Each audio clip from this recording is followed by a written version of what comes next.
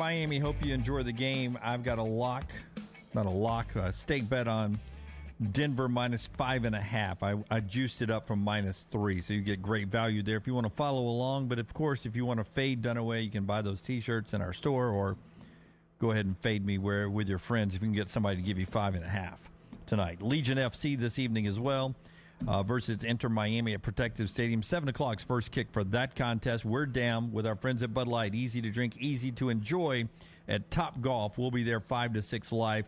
Hang out and then make our way over to Protective Stadium. Rockstar and LT's at Odie's a little bit later on tonight for trivia night. That'll be a lot of fun. Hemp Hill Services brings us our final thought of the day. Our great friends at Hemp Hill. Yeah, remember Hemp Hill's got a great special going on right now. The changing weather. They want to make sure that everything is up and running properly for you. And right now, they're offering 0% for 60 months for qualified customers, and plus free 10-year labor warranty when you mention the next round. Call Adam, Chad, the guys at Hemp Hill Services. Make sure your HVAC unit ready to keep up with the changing weather. Hemp Hill Services, locally owned and operated independent train dealer. The team can service all makes and models. For all of your plumbing, heating, and cooling needs, call Hemp Hill Services. Hard to stop a train, 205-229-2090. That's 229-2090 or hemphillservices.com. Shaka Smart got a contract extension yesterday through 2030 at Marquette. When it's all said and done, will he have the success at Marquette that he had at VCU? I think he will. I think he'll. I mean, how many? VCU was a Final Four, right? Yeah. So he's got to get to a Final Four to match it, right? I mean, they're going to be a top 5 team probably to start the season, at least right around it. Yeah, I think Shaka Smart. I mean, Marquette's a good job. Had you given up on him? Yeah, from what he did down there? At Texas, he was 109 and 86. I mean, he was not good at Texas. Yeah, I mean, he only went to the NCAA tournament 3 times out of, 6 years there. Yeah, one was COVID, to be fair. And how quick did it bounce out? Did they bounce out? They never made it past the round of 64. He never made it out of the first day of the NCAA tournament. Well, I mean, his entire career, he's only made it out of the first round 3 times. 4 times. Well, 4 times, and one of them was the Final Four. But the other one's a round of 32. So he's either been out first weekend of the tournament or the Final Four. That's the gap for him. Wow. And that Final Four is 1 time. So I thought that was an interesting move by Marquette. He's 48 and 20 there. 28 and 11 overall.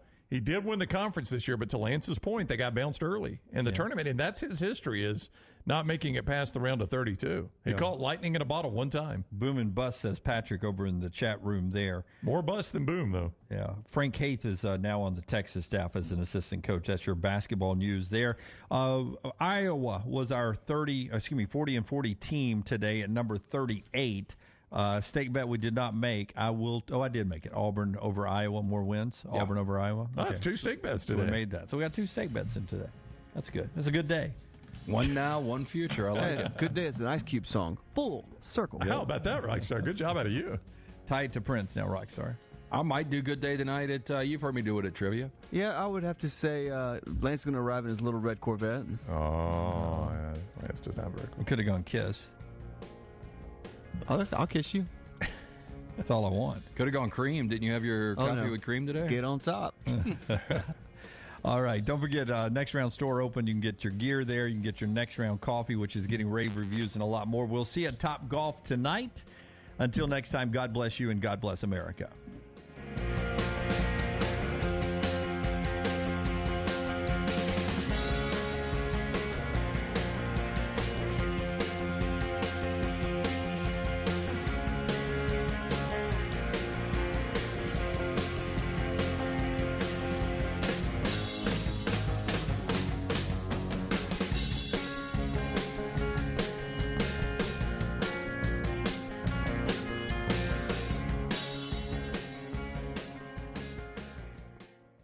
Support the show and grab some great t-shirts and hoodies right now in the Next Round store. Buy the Alabama State map shirts in your team's favorite colors, the popular Y'all Can Have the Rest, or Next Round flag shirts are also online now.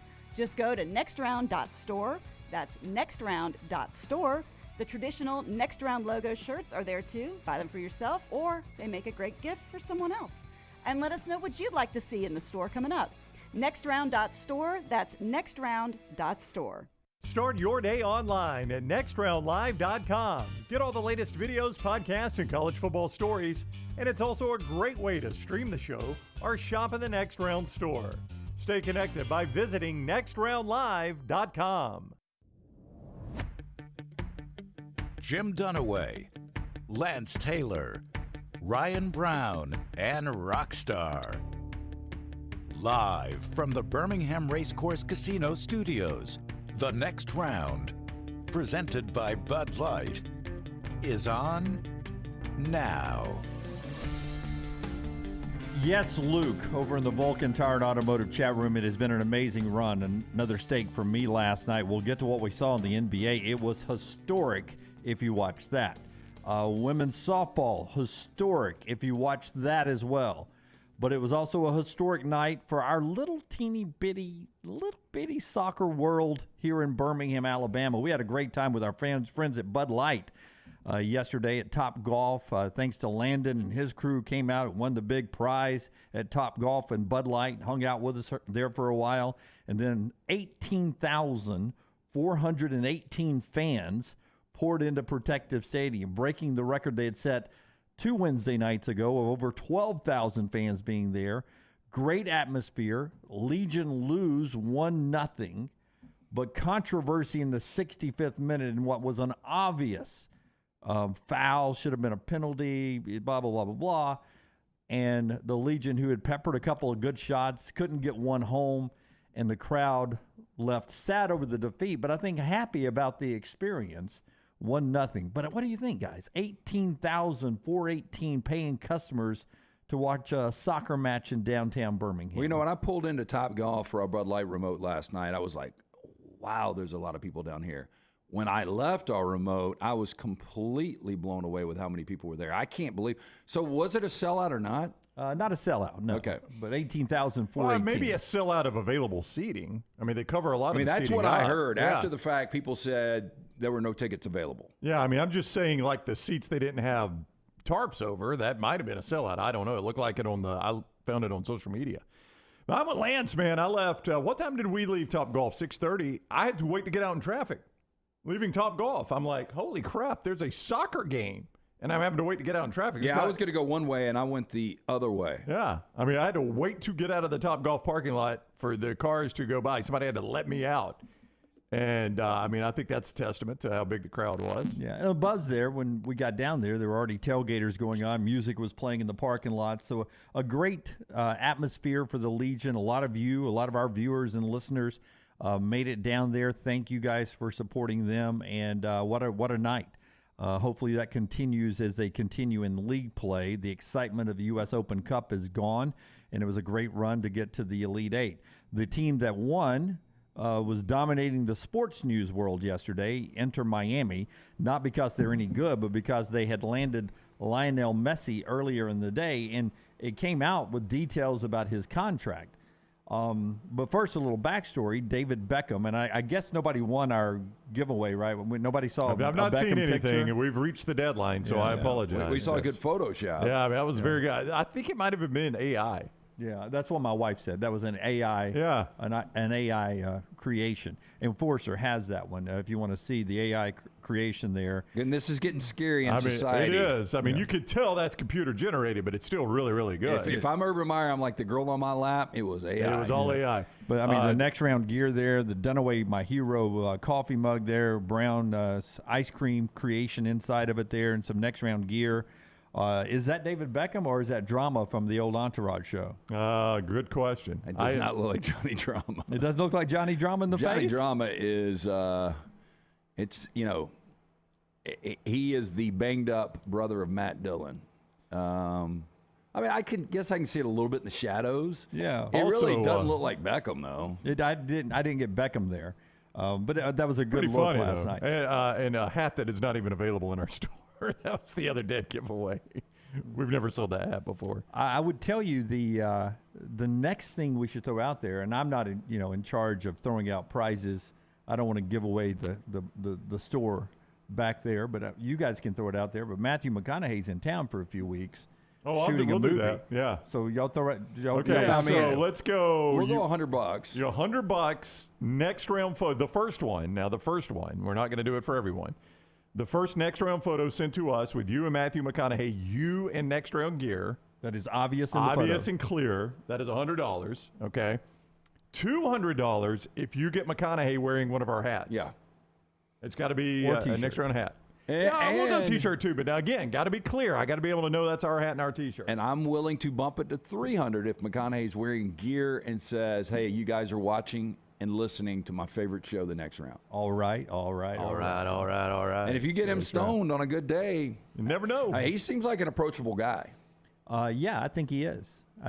So he's in town for a while. Some people saw him yesterday out playing tennis. That's what I at a heard. local country club. You know what'd be good? What? A little last call with Matt McConaughey. That would be good. Get on that, Lance. Yeah. You know what? You know what'd be good, Rockstar? Mystery Fifth Hour with Matthew McConaughey. I've tried, and they have said he is just too busy. Seriously? Since he came to Birmingham, you've tried? I've tried 2 times with him since he's been to Birmingham, and they have said he is just too busy. Thank you for the offer. Yeah, 4 downs. 4 downs with Matthew McConaughey would be good too. Anything with Matthew McConaughey would be good. Goose. 40 and 40? 40-40, 40 Matthew. and 40. Our team is No way. Texas today.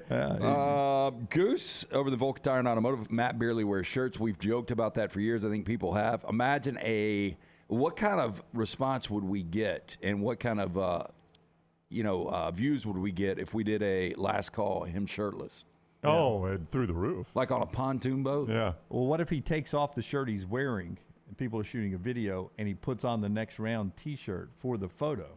That's got to be maximum there if it's a video of him taking off a shirt and putting on one of our shirts And then we auction his shirt off? with a little Matthew McConaughey DNA on it. Well, because he doesn't wear deodorant from what I hear. Yeah, all good. Boy, I bet he smelled good after that tennis match. Yeah, all good. Nice and cool yesterday. Glad Matthew's in town, but a wonderful night last night down at Protective Stadium, 18,418. But I wanted to start off on the Messi side of that thing. He didn't play, but word is out now he's going to play as early as July for Inter Miami. So during this season of this MLS team, and if you don't think it's changed the way Inter Miami is looked at in the sport, they got out of Birmingham with a 1-0 win, but ticket prices, get-in prices for their games were $21. As of last night on secondary market, StubHub and all those, Vivid Seats, Ticket Hub, whatever you're looking at, get-in prices for an Inter Miami game in July, and there's no date set yet, but starting in July home games, it is now $477 to get in, from $21 to $477, and they don't know when he's starting yet. Wow. All right, but I got to ask, and I don't know if I need to ask you or Rockstar or Tyler or whoever, again, am I getting Jerry Rice in a Seahawks uniform here? This guy just won the World Cup. He just won the World Cup last year. Well, that's a team event. Was he that I would say instrumental? he's pretty valuable in the Yeah. He was Yeah, dominant. they're Was he comparing dominant? it. Yeah. Okay, so he's good. This is not Jerry Rice in a Seahawks uniform. Full circle, they're comparing it to the owner, David Beckham, when he joined the Galaxy in 2007. Was he And good I don't then? remember him being a factor. Yeah, was he I good don't on the know. Galaxy? I didn't watch a lot of MLS. But I think It was more of the- they play a little different position, right? Yeah. I mean, Messi's the scorer. He's the guy up front. Beckham was the Is he a the striker? next line guy. But you also got to see he's not going to have the talent of Argentina behind him. That's right. I mean, Rockstar. He won the World Cup. He was obviously very good, but he had a pretty good team with him, did he not? Argentina is normally Yes, good in I don't soccer. think they're the same as Inter Miami or whatever you call it. Here's what a professional says about him. He turns 36 in a couple of weeks, has neither the stamina nor acceleration he once had. In fact, he spends much of the game literally at walking pace. Doesn't press at all, and the team has to be built around him. I mean, that guy makes him sound like he's in a wheelchair. Is he? I mean, can he walk? Yeah. I'll have to go back and look at his runs during the World Cup. Now, will he be putting that kind of effort into an MLS game? Probably not. But what I love about this, the Saudis came back with one more offer before he signed. So Miami was $200 million, right? $200 million, but a lot of other stuff. Okay. With the deal he gets in Miami, he gets part of the Apple. The streaming, yeah. The streaming, MLS Apple streaming, all new subscribers, he gets a cut of that. They are doing a 4-part documentary on him, Apple is. Okay. He gets revenue from that, and he gets revenue from Adidas, who is the provider of all the balls and the kits, the uniforms in the MLS. Good for him. That's all a good deal. So he gets all of that, and he gets opportunity to purchase an MLS team when he retires. the same as Beckham did, who owns Inter Miami. Inter Miami, Brown, because of that clause in his contract, he was allowed to buy that expansion franchise and place it in Miami for $25 million, valued yesterday, before even Messi came in, by Forbes at $600 million. Wow, that's quite a return on investment. That's how much that franchise is valued at now. So that's before Messi. Yeah. So now Messi can buy into that team or buy another team at a discounted price as part of his payment for coming to play. But the last offer from the Saudis. Okay, but now is that $200 million in addition to all those things? Oh yeah, $200 so million. He's getting $200 million just for showing up, and then everything else there. So that's a good. Oh, God only knows. I mean, that's almost $1 billion deal. The offer he turned down from the Saudis, where Ronaldo I think was making $800 million, was 3 years, $1.6 billion. He said no to. Get out of town, Dunaway. 3 years, $1.6 billion? And he said, obviously, if this was about money, I could have gone back to Barcelona, could have gone back to Saudi. I could have taken the money at Saudi Arabia. I want to control my future, and this is the way I could do it. 3 years, $1.6 billion. Yep, that was the last offer from the Saudis. He said no to. You know what? They've got a money tree. You know, growing up, always wanted a money tree. It's a money pit. Yeah, it's a money well. And it's filled with oil. Filled with the black gold. I find it hard to believe they're worth $600 million, though. I'm trying to look here at values of because Forbes just released this a couple of days ago, the annual value of Major League Baseball teams, and I can't find the exact list. Do you wish you could go all the way back to your great ancestors that were wandering in the desert in the Middle East? And they're like, hey, guys, come on, we're moving. And you could tell your great ancestors, say, just tell them no, we're going to take this spot right here. Yeah. This is going to be ours. I heard, I'd say no. No, we're moving. No, we're good. We're going to stay right here. You know, I wouldn't want that. I mean, it's a lot of oil. You wouldn't want that oil? I mean, but it's all Do you that, know what that's worth? It's all that sand and all that fighting and stuff. We've got oil here. Yeah, look. Our oil drink's good. And here's the thing, man. You can get to a point where your great grandkids can never spend the money. Like, Chuck lived in Fort Walton for a while before Destin. The only thing in Destin was the donut hole. I mean, that was it. Right. And this was in the late 70s, and we would go down there, and as it started to build, of course, and I'm sure a million people have said this, Chuck was like, I could have got this land for, $25 an acre. Well, why didn't you? Yeah, you should have sprung. That's what I would love to go back and buy everything from that Destin Bridge all the way east. $25 an acre? Yeah, and just, put your life savings into that and own all that. Well, more than that, I would take whatever landmass Dubai is today. I would have taken that. If my ancestors had just said, it's pretty nice here. I know it's deserty, and the Dunaways don't like the sand. We're going to let them move on. We're just going to stay here. This is going to be our place. Yeah. Would you have been able to defend it all these years? Because they seem to have a lot of fighting. They do have a lot of fighting. Yeah. I hope my people were ill-tempered and they defended it, yes. So you said $600 million, right? $600 million. There are 3 NHL teams that aren't worth that. Well, one of them's the Coyotes. Yeah. They can't pay the bills. If they were trying to relocate to Brown's backyard, he'd say, I want to see it cash up front. Yeah. But I'll say, man, I mean, need 3 years in advance. Buying any of these professional teams seems like an investment if you can afford it, because the Coyotes, you're right, they're dead last, 32 of 32. They're only worth $450 million. But they were purchased for $127 million. Yeah, but at some point, as we were discussing yesterday, the only people that are going to be able to buy these franchises in the future are Saudi oil people. Or groups of billionaires. I mean, there was always, we talked about it yesterday. I saw talk on social media from people that cover the NFL talking about that there are rumblings, and look, it's just rumblings, that might be their next target, is purchasing an NFL franchise. Should we try to get a group together and buy the Birmingham Bulls? What is that, hockey? I'm just saying. Just in case they want to buy minor league hockey? Yeah, just in case they go on some kind of run and it really blows up. That's going to be their live. How close were the Birmingham Bulls to NHL back in the 70s? Oh, they were. I mean, they were the WHA, and that merger happened, and Birmingham Bulls and the Cincinnati Stingers were the 2 franchises that were left out.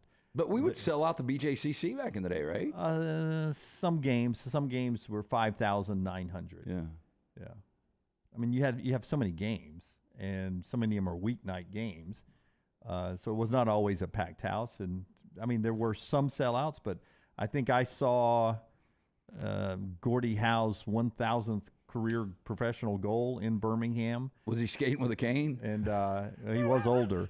And I think that night He's was the probably Messi of hockey. was probably 10,100, something like that, if I remember, for that game. Seeing hockey history, and there were 10,000, so there were 7,000 empty seats. Yeah, I think where Birmingham is now, like, I never expected Birmingham to be a soccer town, and obviously that showed out last night that we have a lot of soccer fans. I think Birmingham could do a decent job with a NHL team. A lot of dates, and it's an expensive ticket, but I think we'd do okay with that as well. I thought we'd be a good soccer town, and it's been a slow burn. Maybe this run in the U.S. Open Cup will keep the fans coming out to watch the Birmingham Legion. We'll get into what we saw last night on the hardwood after I tell you about Legacy.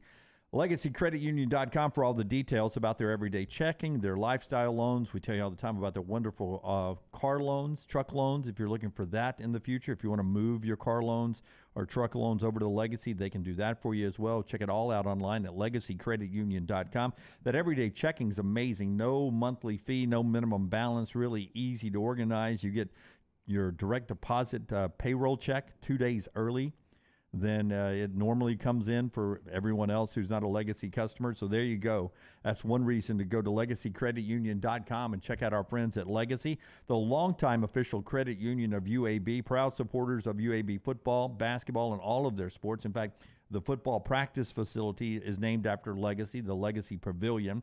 Down at Protective Stadium, they've got the Legacy Plaza there. It was on display last night. And those lifestyle loans we tell you about all the time, if you've got an unexpected medical expense or a lot more, go check it out online. With no collateral required and affordable low rates, the lifestyle loans from Legacy, LegacyCreditUnion.com, federally insured by the NCUA. How many times can you say, man, what about Jokic? I mean, last night, 32 points, 21 rebounds, 10 assists. Murray also had a triple-double of 30-plus points. They become the first teammates in NBA history in the same game to both have 30-plus point double-doubles, and they handle Miami on the road. My big takeaway from the game, as good as that was, I was surprised at how lethargic Miami looked at times in that game. It wasn't the juice I expected from that team after getting the Game 2 win and being at home in this game. Well, I give Mike Malone a lot of credit, Denver's head coach, because, we talk about Spoelstra and probably the best right now in the game. But Mike Malone, talking about the lack of effort in Game 2, really had his team prepared because they came out. And, you mentioned the double-doubles by Murray and Jokic.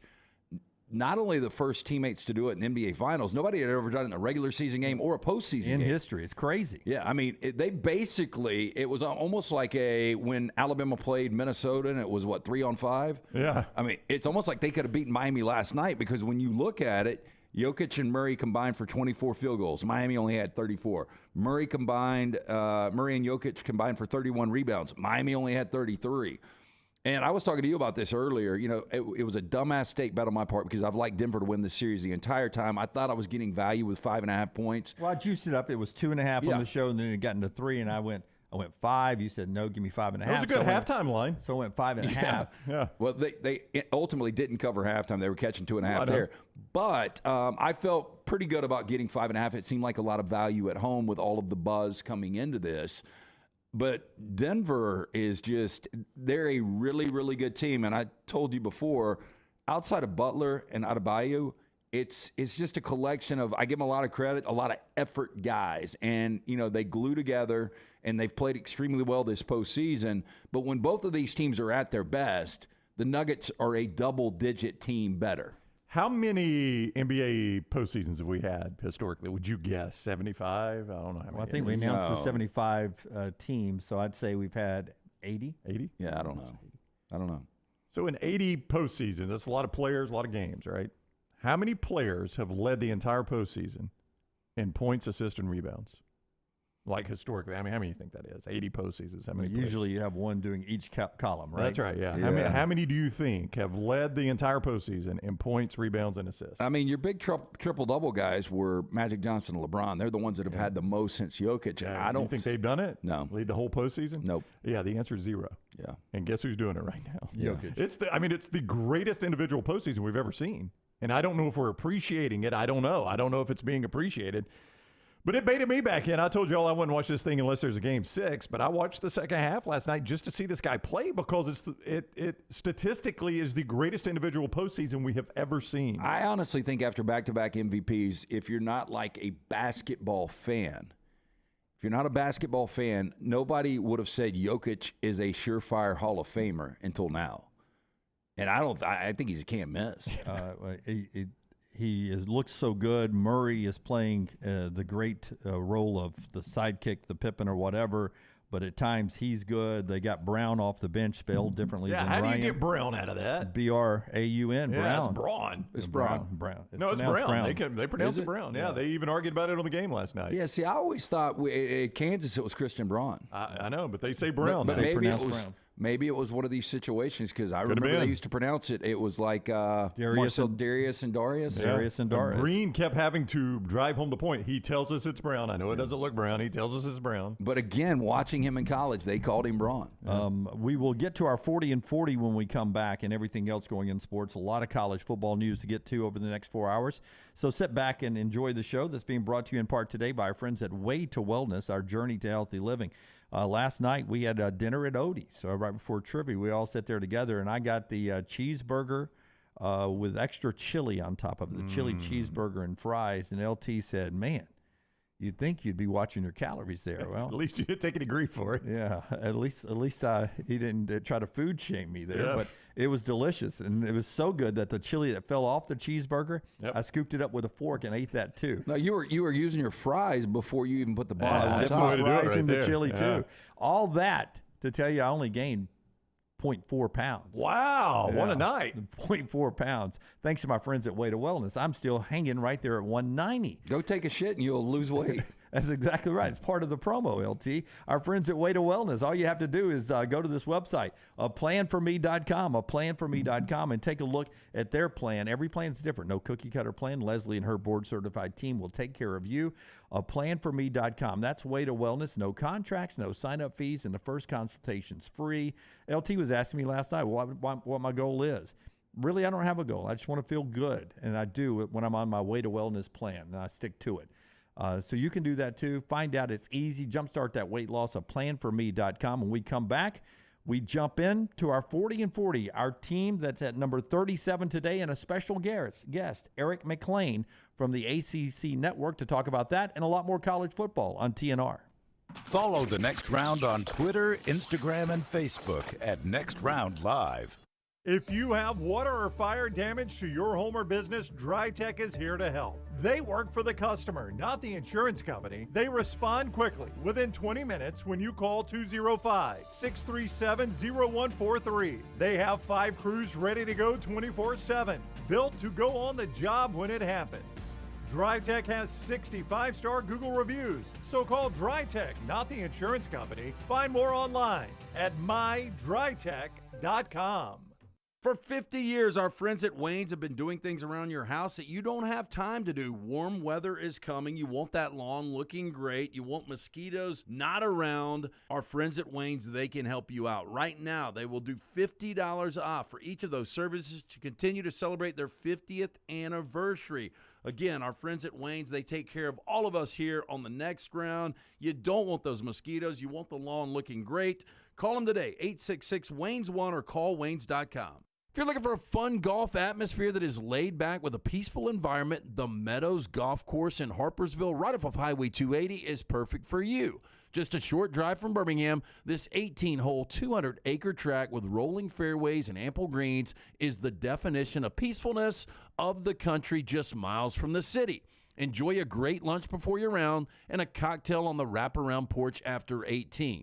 Come see us today. The Meadows Golf Course in Harpersville, right off of Highway 280. Stop by the New York Butcher Shop and pick up the finest in certified Angus prime beef steaks and burgers, premium pork chops, ribs, and all-natural chicken cut to order just for you. Their chef-prepared entrees and side dishes are the perfect dinner-to-go choice for your family and are ready to heat at home. With a great selection of fine wines and desserts, the New York Butcher Shop is your one-stop dinner shop. 2 locations to serve you, Cahaba Heights and on Highway 119 in Greystone, the New York Butcher Shop. Rare quality, well-done service.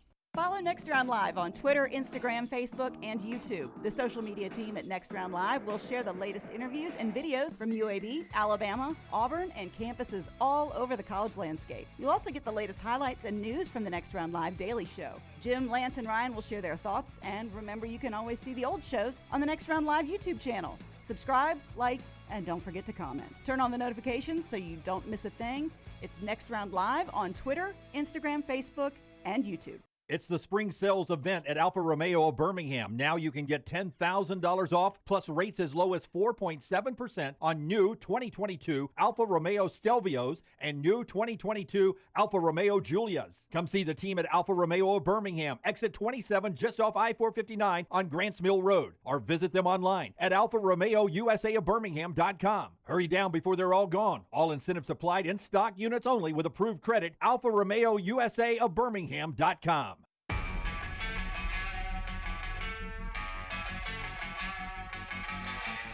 Rockstar's about to dial up Eric Mac Clain of the ACC Network. He's going to talk to us about all of college football, but specifically about our team today at number 37. Our 40 and 40 brought to you by the Urology Centers of Alabama. And Forster, let's see who's at 37 today. Number 37, it's the Duke Blue Devils sliding in. We'll talk about Duke with Eric Mac Clain here in a second, and we'll go deeper into Duke later in the show, being brought to you by our friends at Urology Centers of Alabama. We'll tell you about the Urology Centers of Alabama a little bit later on in the show when we jump back into our 40 and 40. But there's Duke at number 37. They become, after number 40, Illinois, had an ACC team in Pittsburgh. Then back to the Big Ten with Iowa, back to the ACC with Duke, Brent. Well, we had a lot of Big Ten ACC so far. Let's talk some college football with Eric Mac Clain, ACC Network. And you can follow him on Twitter at Eric Mac Clain. He is on the JohnstonRVCenter.com hotline. Welcome in, Eric. How are you today?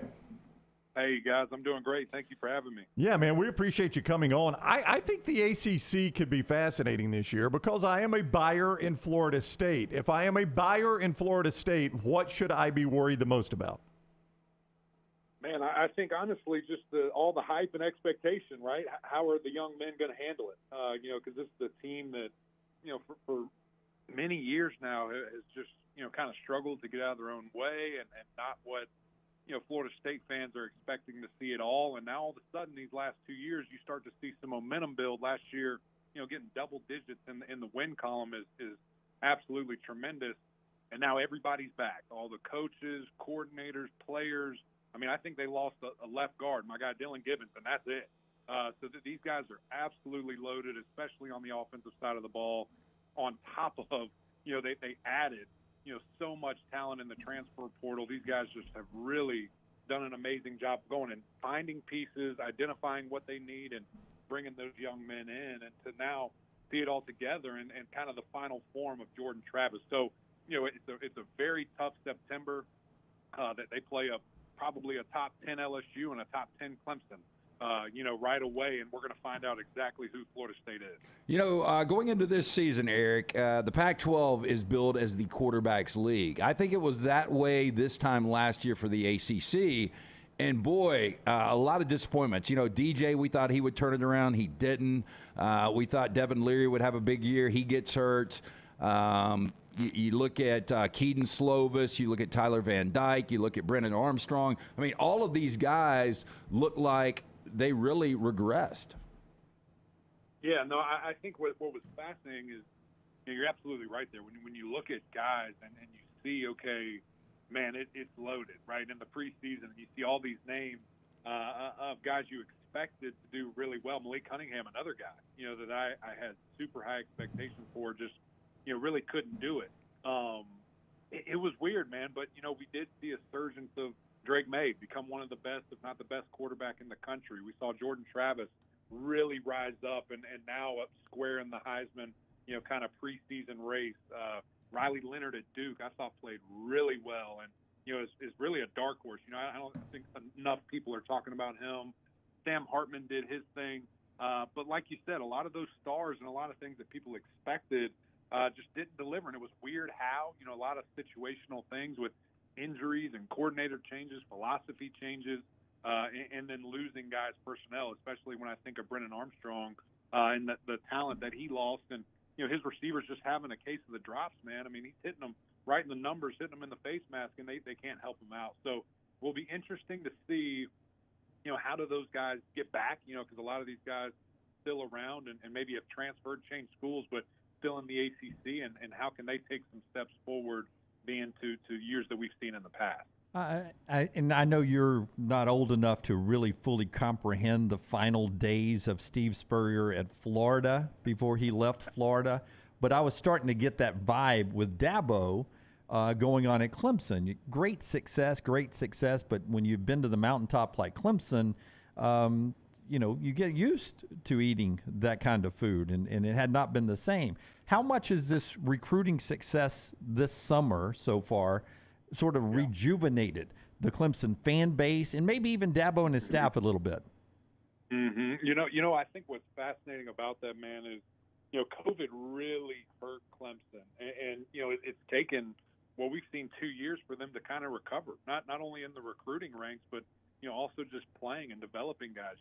Clemson is a place you've got to see it. You got to go, you have to visit, and then Clemson feels like, hey, if we get X guy on campus, we've got as good a shot as anybody in the country. And we're seeing that again, this summer, as you just said there, with, guys that were in Georgia's backyard, Texas's backyard, Oklahoma, whatever you want to say there, and Clemson's getting those guys again. And so I think on top of that, on top of a couple of misses, just because you couldn't really evaluate the way that you should, because guys weren't playing, guys weren't able to play, and you weren't able to be with your team. And so we're seeing that kind of delayed onset kind of hit Clemson to where now it looks like they're around that bend. It looks like things are going to be back to relatively normal. When you look at this team and you look at the playmakers that, for a couple of years now, we're scratching our heads saying, where are they? Where are the great receivers? Where are these guys? The quarterback play, the defensive linemen are there, and we hear about them and we see them, but maybe the stats and the on-field success isn't quite measuring up. And so I think we start to see that turn, and really it's the Tigers of old that we see this season. Eric Mac Clain is with us, ACC Network. He's on the Johnston RV Center.com hotline. You didn't have to watch much North Carolina football last year. And look, we're big fans of Coach Chiswick on this show. Not everybody in the state's a fan of his after the way it ended at Auburn. But Coach has always been really good to us, and he's a friend. But it was just bad. I mean, there's no two ways about it. But they've also got one of the best players in America playing quarterback for them. They were 102 in scoring defense last year, Eric, at 30 points per game. Where does that number have to be for them to have a legit shot at contending in the ACC?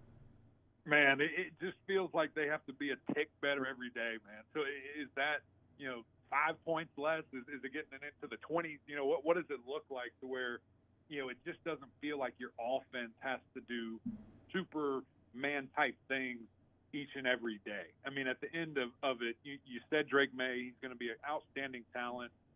North Carolina, another team similar to Florida State, did a really good job going into the portal, getting what they needed, really got some good superstar at wide receiver that I think people are going to really find out quickly, these young men and what they're going to be capable of doing, because everything I've heard coming out of their camp with spring ball, summer workouts so far is there's a lot of excitement. It reminds people a lot of Daz Newsome and Diami back a couple of years ago, those two, 1,000-yard wide receivers. So if we see that and an incremental just, increase from the defense of wrapping up, making tackles, and ultimately not giving up the big play, just getting gashed, look out. I know everybody's talking about Clemson.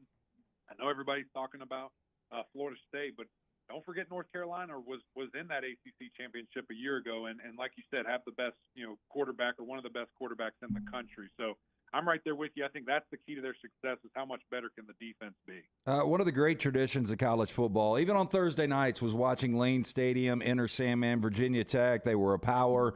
8 straight double-digit win seasons for Frank Beamer. In the 8 seasons post-Beamer, 1 10-win season, and that was in Fuente's first season, and that was actually with Beamer's players. What has happened to Virginia Tech, and will they ever be a factor again? Yeah, that's a great way to put it. Man, the biggest thing that I've heard out of Virginia Tech is we have to get back to our state. We have to get back to keeping the unbelievable talent that's in the the 757 that's in the Richmond area, you've got to lock that down. Clemson, Georgia, North Carolina, Penn State can't just come into our state and have their picks and then we get the leftovers. And so making it cool, making it a thing to play for Virginia Tech and Virginia has to be a vital piece, and selling playing time and selling how much this matters to this state and where you're from, I think is a great start, and we've seen some of that. I certainly think things like the transfer portal right now is, if you're a coach at either of those institutions, I know you only asked me about Virginia Tech, but that helps because you don't have to just wait on these 3-4 year cycles for guys to be good. You can go and fill needs right now, but they just need some help, and they're going to need a little bit of time. And I obviously think Coach Pry is a genius when it comes to defense and the things that he's able to do. But we all know that quarterback is, in any level of football right now, more than any time before that I can imagine, these last 3-4 years, quarterback has changed everything.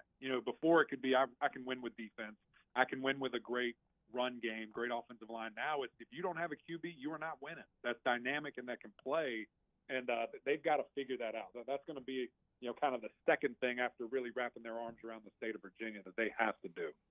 Sadly, I don't read books. I don't hunt, fish. I don't have a lot of hobbies. So during the summer, Eric, I look at a lot of college football schedules, and the cheat code I've found about the ACC this year is Louisville's schedule. They will be they will be the surprise team of the league this year because of their schedule. You tell me. Okay. Yeah, he doesn't agree. That's fine. You tell me who you think could surprise this year, having a better year than most people expect. Well, I will touch on that because you're right. They do not get Clemson. They do not get FSU. I don't think they have North Carolina either. So when you look at the schedule and you look at, okay, this thing shapes out to where if we can figure it out quick, we're going to be in a good spot. But it's just a question mark of players to me. And I know, you have your transfer coming in that Coach Brom had at Purdue, and then he went on to Cal, and now he's at Louisville. I know they have a dynamic freshman that, a lot of people are excited about and think that, he can step up quickly. Just, again, it comes down to that position. On top of Louisville lost so much defensively, like key pieces that have been there for so long. When I think of Abdullah, when I think of Yaya Diaby, and guys of that nature that have just done so much, for that defense and have really been leaders. So there's probably more question marks for me with what Louisville has, and that might get answered quickly, when we see them play Georgia Tech on Friday, September 1st. So, but for me, it's just going to be, I need to see it, to really have, some confidence in them. I think a team, I kind of mentioned it with Riley Leonard earlier. I think Duke is going to really, I think they're going to push some people. I mean, that Clemson game week 1 on Monday night, it might be uncomfortable for the Tigers because you have a dynamic quarterback. You have some really nice playmakers in Jalen Calhoun, Jordan Moore, and a run game that is, kind of by committee that has really been impressive. Graham Barton, one of the best offensive tackles in the country, if not the best, really pushing for the kind of that number 1 spot in this upcoming draft in regards to offensive line.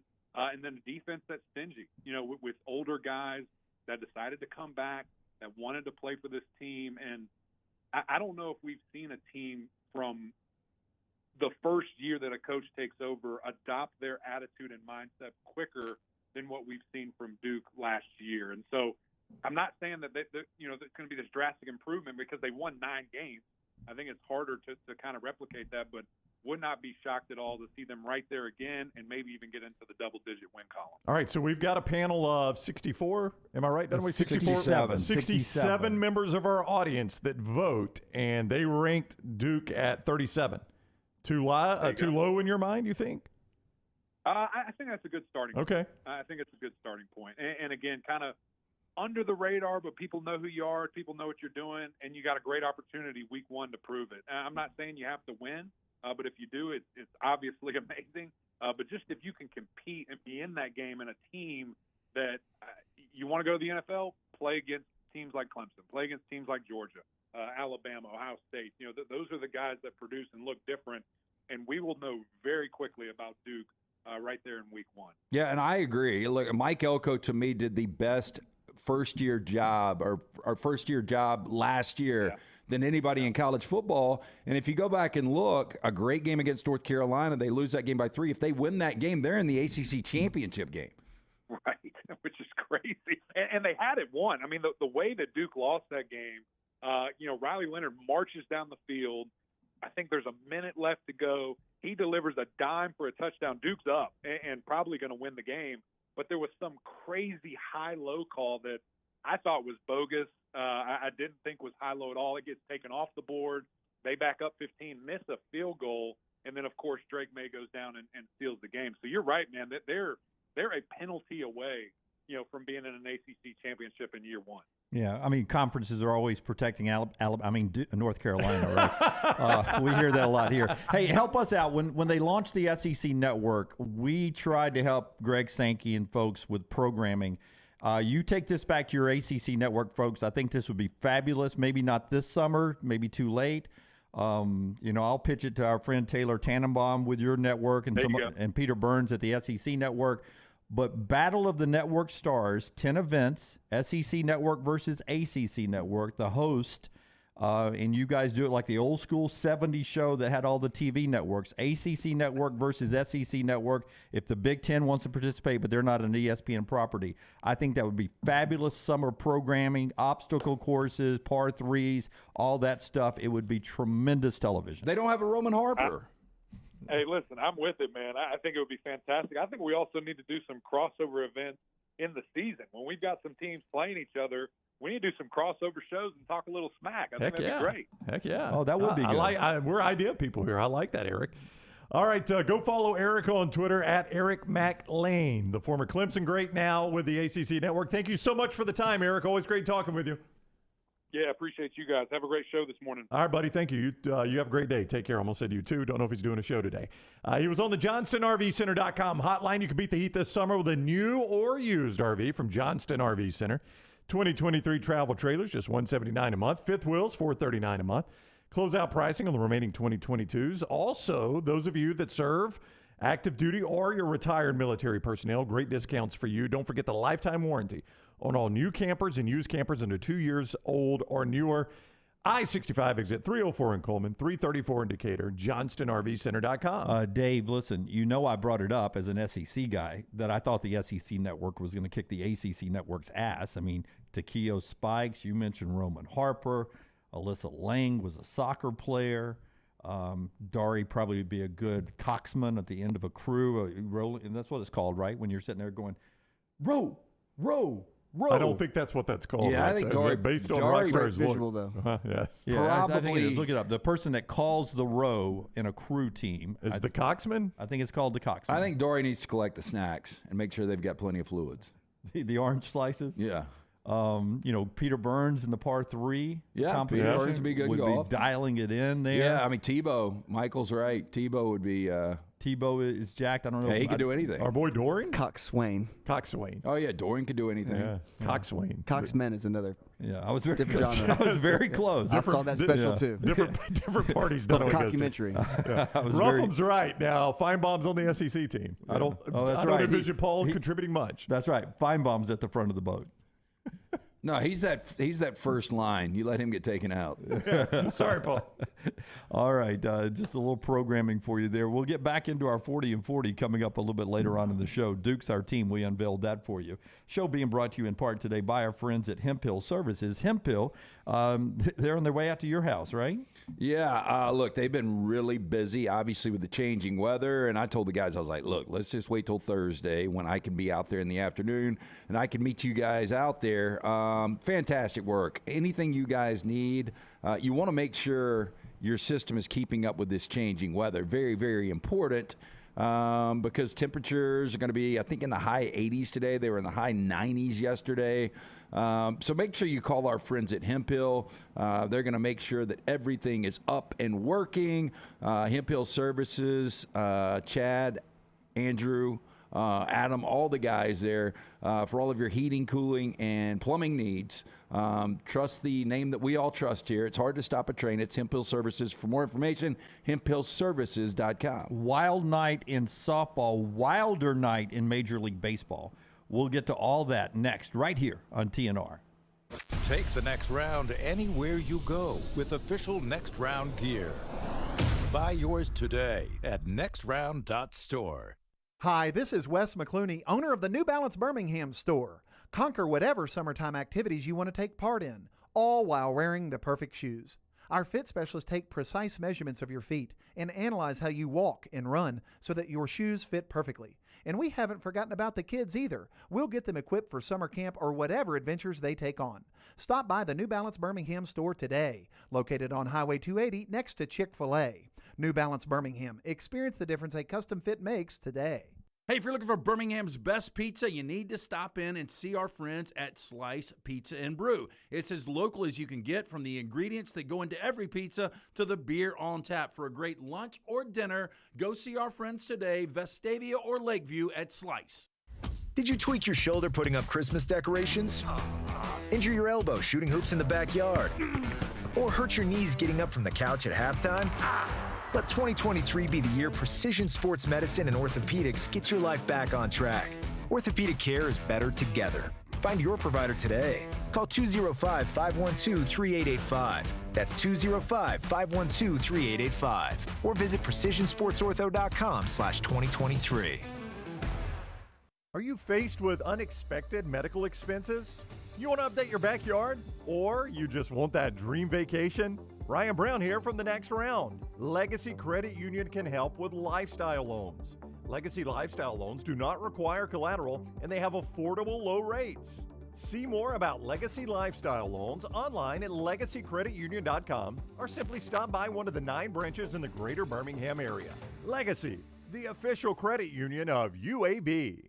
Make sure to start your day at nextroundlive.com. Get caught up on the latest podcasts and videos from the live daily show, plus specialty shows such as the Mystery Fifth Hour. You can also learn more about the whole staff at Double Down Media, find all of our social media feeds, see the latest videos from our YouTube channel and gaming channel, plus find other ways to consume the show like the Next Round mobile app, which you can download direct from the site via your iOS and Android device. Make nextroundlive.com your homepage and stay up to date with everything from us here at the Next Round. If you have water or fire damage to your home or business, DryTech is here to help. They work for the customer, not the insurance company. They respond quickly, within 20 minutes when you call 205-637-0143. They have 5 crews ready to go 24/7, built to go on the job when it happens. DryTech has 65-star Google reviews, so call DryTech, not the insurance company. Find more online at mydrytech.com. Hey, coffee lovers, the Next Round blend is available right now. Our specialty coffee roasted on demand with 100% Arabica beans, available in light, medium, and dark roast. Order today at nextround.store, nextround.store.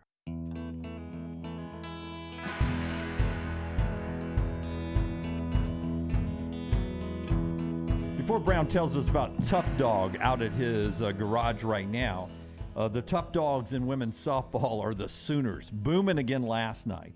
5-0 over Florida State. They play tonight, 6:30 on ESPN. If they win that, they are the three-peat champions in women's softball. This was crazy last night. It was their 52nd straight win, 52 in a row. They're now 60 wins and 1 loss. 60 win and just 1 loss. Not plural, Jim. It's just 1. Just the singular. So 6:30 tonight. What is so crazy about this is, before I get to the pitcher, is Kenzie Hansen, the catcher, who has 1 more year left because of COVID, but 4 times in the World Series. She got injured at the end of the season against Oklahoma State. So she's got what is possibly a broken bone or a crack in a bone in her hand, in her wrist, and she's still catching. And in the NCAA tournament, she is 14 of 26 with 13 RBIs, with virtually swinging not 100%. She's on a tear right now offensively, and she's done this her whole career there. This team is just, if they finish the deal tonight or tomorrow night, will go down as the greatest women's softball team of all time. Lonnie Alameda, the head coach for Florida State, how she doesn't start the Sandercock chick makes no sense. Yeah, she didn't start her ace. She went with a girl that only pitched a handful of innings all year. Yeah, the Leonard girl. Mac Leonard. Yeah, she had only pitched 40 innings this year. you are in a situation where if you get down 0-1, the chances of you winning back-to-back games against this Oklahoma are slim and none, and slim has left town. I mean, this thing is over. And I just don't understand why you wouldn't pitch her. Yeah, why did she not pitch her? So that she didn't pitch her top line starter, her number one, her she Friday did not starter? go with who's got experience, and she didn't go with her. Who threw a perfect game just a couple of weeks ago. Yeah, I don't. And you're not on a pitch count. I did not hear. No, in fact, the big pitcher for Jordy Ball, the pitcher for Oklahoma, may come back and pitch tonight. It would be a rarity if Gasso does that. Usually, she doesn't go.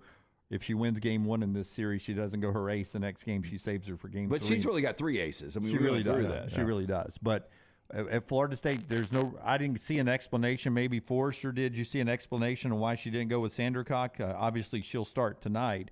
But the girl, I thought, pitched well until the 4th inning against a really good lineup. She was pitching really well. Did you get a reason? Rockstar, we need Forrester's mic. Thank you, Tyler. No, I mean, she's not hurt or anything. They're just saving her. I would imagine, if there's a game, she'll obviously pitch tonight, and she'd pitch game 3 too. Well, I'd be pissed if I was her, though. I mean, I'm your ace. Give me the ball. This is the team I want to go against. And if we can somehow take game 1, if she is lights out, and she's that good of a pitcher according to all the softball experts, if we can take game 1, all of the pressure's on Oklahoma. Exactly. That's it. If you and I thought it looked that way early on. They made 2 errors early in that game. Oklahoma did, and they usually make none. And they may have had, I think they had like 11 errors all year, and they made 2 early on because that team was feeling a lot of pressure because you've won so many games in a row. Everyone's expecting you to win it. Florida State was playing free and loose early on until Oklahoma broke through that double, and then it was obvious at that point the best team won the game. I'm not going to lie. We were at Odie, so I got Zach to put the Game 3 of the NBA Finals on the TV closest to me. I don't even know if the softball game was on. Braves game was on a lot of different TVs. So I really didn't see this. But Jordy Ball, who is obviously the ace for Oklahoma, she came in and pinch ran in the 4th inning. Yeah, they have some weird substitution rules. Okay, like you can pinch run. The pitcher doesn't have to bat. They can be like a designated hitter. But why would you want to put your ace out there running the bases? Apparently she's fast. Well, no, I get that, but I'm sure there's some other people in her neighborhood speed-wise. I mean, just imagine if she turns an ankle or breaks a finger sliding. Jams a throwing hand finger. You're exactly right. But they did that. That was weird that she could not give up her pitching position, substitute run, and then that person's able to come back. You're able to substitute run, and the person you run for, unlike in baseball, can come back into the game. You can do that a couple of times. Forrester can explain the rules. But I did see that too. She scored the first run, but she wasn't hitting. That was odd. They'll go tonight again at 6:30. It's women's softball, a crazier night in Major League Baseball after Brownie tells us about our friends at Tough Dog who are they out this morning, Brownie? Jimmy D, they're finishing up my house right now, so I cannot wait. I've got all the befores, and after today, I'll have all the afters. And Scott can start showing you all the before and after photos so you can see what they did to my garage area. Tough Dog Coatings is the company. Now, listen, these are Birmingham guys, live right here in Birmingham. They're businessmen. They were in other fields, and they really were looking for a great business opportunity. This is not some franchise. They came up with this on their own. This is their business, guys. So you can trust these guys. They are pros at what they are doing, and they do a fantastic job. And all the garage coatings, the basement floor coatings, the pool surround coatings, they all have a 15-year warranty. They are very easy to clean. They look amazing on top of everything. They're not going to crack or wear out like the epoxy stuff does. They will not yellow in sunlight. They keep their color. And you got a lot of color options you can choose from. You can even put logos in them. They can do the logos in the flooring to add a little spice to it. Roll damn tide. That's right. War Eagle. And it exceeds OSHA ratings for anti-slip. So you walk on it. First of all, it feels great when you walk on it. Scott showed me video from them putting it in my garage. That's the way it goes right there. Here's their number. All right, if you want to make your garage look better, you want to make it cleaner, you want to make it smell better, and I said smell better. It does make it smell better. And let me give you one side benefit. It forces you to clean your garage out. You get rid of a lot of stuff that was just sitting around in there. That happened to us. Here's the number to call. 205-947-3639. That is 205-947-3639. ToughDogGarageFloors.com. TUFF. ToughDogGarageFloors.com. If you miss any of that, reach out to me. I'll be happy to hook you up with them. So I'm going to get those guys to come out. You need to. And I'm either going to do the garage with the Rams logo, or I'm going to do my workout room with the Rams logo. I just wonder, the workout room, when I resell it, either one, I wonder if they can come back and cover it up. Well, I asked that same question. I doubt I'm going to sell it to a Rams fan. Well, I asked that same question, and my wife said, wouldn't you want to sell the house to a Dolphins fan? I said, I would love to sell the house to the Dolphins fan, especially if they're paying more than anybody. I said, but really, I want to sell the house to the person that's paying the most. But I would bet they could come out and just kind of cover it up. So, I'm sure. They're good people. In baseball last night, Forrester, I saw him tweet this. A lot of you guys reacted to a guy we talked about on the show yesterday, Ellie De La Cruz, who had his first base hit as he was called up for the Reds. Well, last night he got his first home run. We all were watching it in the office before it came out as well. 458. I don't trust that stuff. Could have been 508, could have been 608. It went a mile. But to me, the most impressive thing he did after the home run, his next time up, he hits a triple, and he goes, and he's 6'5", so he's got long strides. He goes from home plate on the swing all the way to third base in 10.83 seconds, the fastest recorded first to third trip around the bases in Major League this season. Look, we don't keep up with recruiting, really. I don't keep up with top prospects in baseball. He was named the top prospect in baseball last month. But watching this dude at 6'5", 200 pounds, the impact in his first two games, and he's playing shortstop. I mean, look, we saw some long-rangey guys in Alex Rodriguez and Cal Ripken play shortstop before, but that's not like today's shortstop. I mean, this is pretty incredible what this guy, at least on the surface. I mean, his velocity, his exit velocity last night was the second fastest behind Vlad Guerrero for anybody 21 or younger. 21 and younger. And I agree with you. I think it was more like 500 feet. I thought it was leaving the stadium when you saw it come off the bat. And at 6'5", how many bloopers is he going to steal at shortstop from people? The 6 foot range as opposed to a 6'5" range, he's going to catch some blooping, blooping not line drives. They're bloopers, Jim. I think bloopers? Yeah, blooping bloopers. This guy, I mean, look, if he can play shortstop at this level, that's great. But, to have a guy that rangy, playing center field with the ground he can cover. Luis Ariz, the guy we're keeping up with, the Marlins, 2 more hits last night, so his batting average is up to 403. The Marlins have now won 8 straight. They're 3 back of the Braves, who won last night. Hashtag throw it again is now trending with Braves fans after Pete Alonso screamed that at the pitcher after hitting a home run the other night. Braves come back and win that game. His first time up last night, Charlie Morton hits him in the hand. He has to leave the game. Pete Alonso threw it fast and tight. Charlie apologized, said it was not intentional. Yeah, and Alonso comes back and says, look, Chuck's a good guy. I know it wasn't intentional. It wasn't a situation where it would be intentional. It's the top of the first inning. After what you said, I do think he was at least backing him off the plate. Hey, look, we want to let you know we're here. I didn't mean to hit you, but I was going to buzz the tower. Yeah, and look, that's the last thing. A guy doesn't want to hit a guy in the head. A guy doesn't want to hit a guy in the hand and cause injury. Yeah, if you're going to send a message and hit him, you're going to hit him in the backside, right? Yeah, I mean, I if you're going to back him off, now you got to get tight. You want to, if you can hit him in the thigh, the upper thigh is where you want to get him. Ribs isn't bad. Yeah, I mean, that's if you're going to send a message other than backing him off. Now, if you're going to back him off, you got to get it high and tight. Braves fan loves it, though. Yeah, and they win the game again, 7-5, and a lot of hashtags throw it again after they beat the Mets again. 3 games ahead of the Marlins, not the Mets. So the Marlins hanging close with the Braves right now. That's a little baseball from last night for you guys. A little day baseball happening today, including Ellie De La Cruz playing at 11:35, Brown. If we get it on the MLB network today.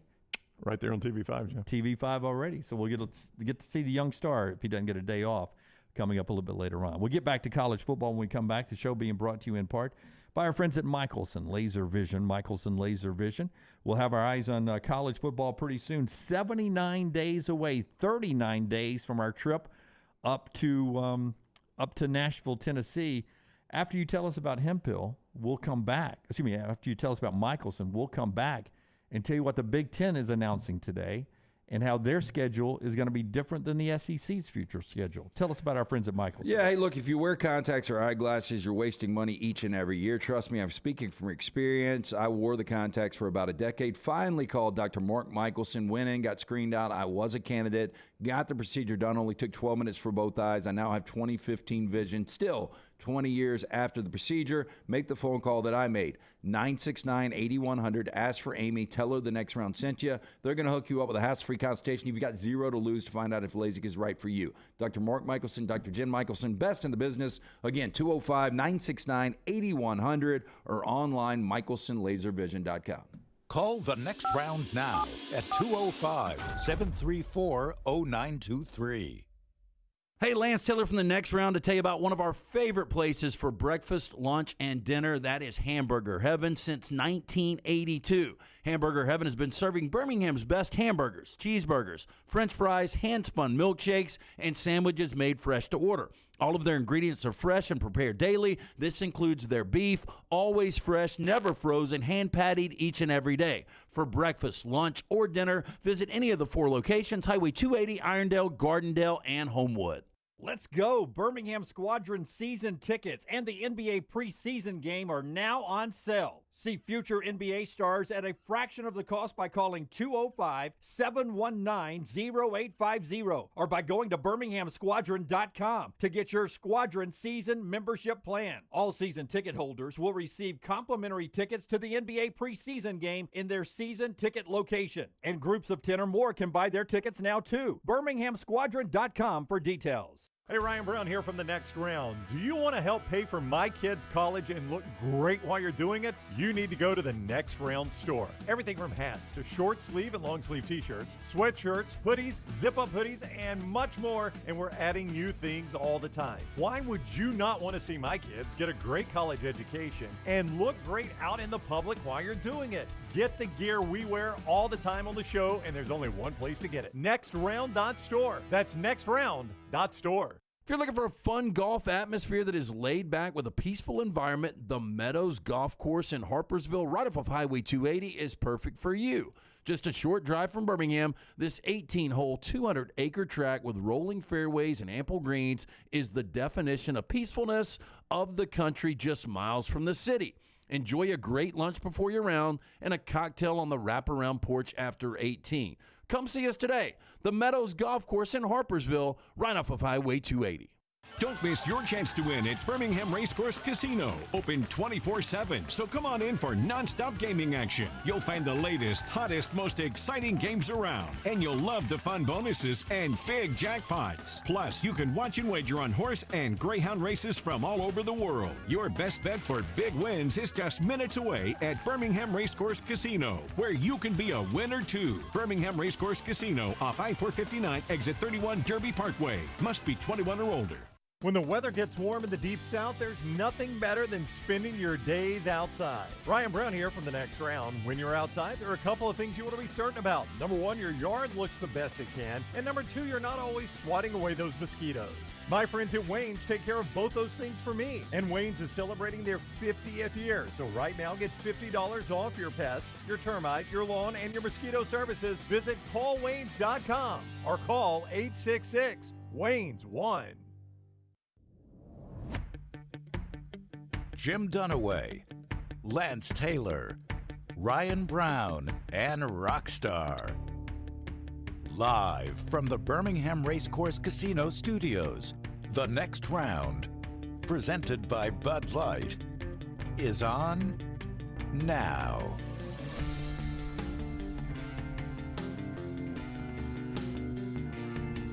Another hour here.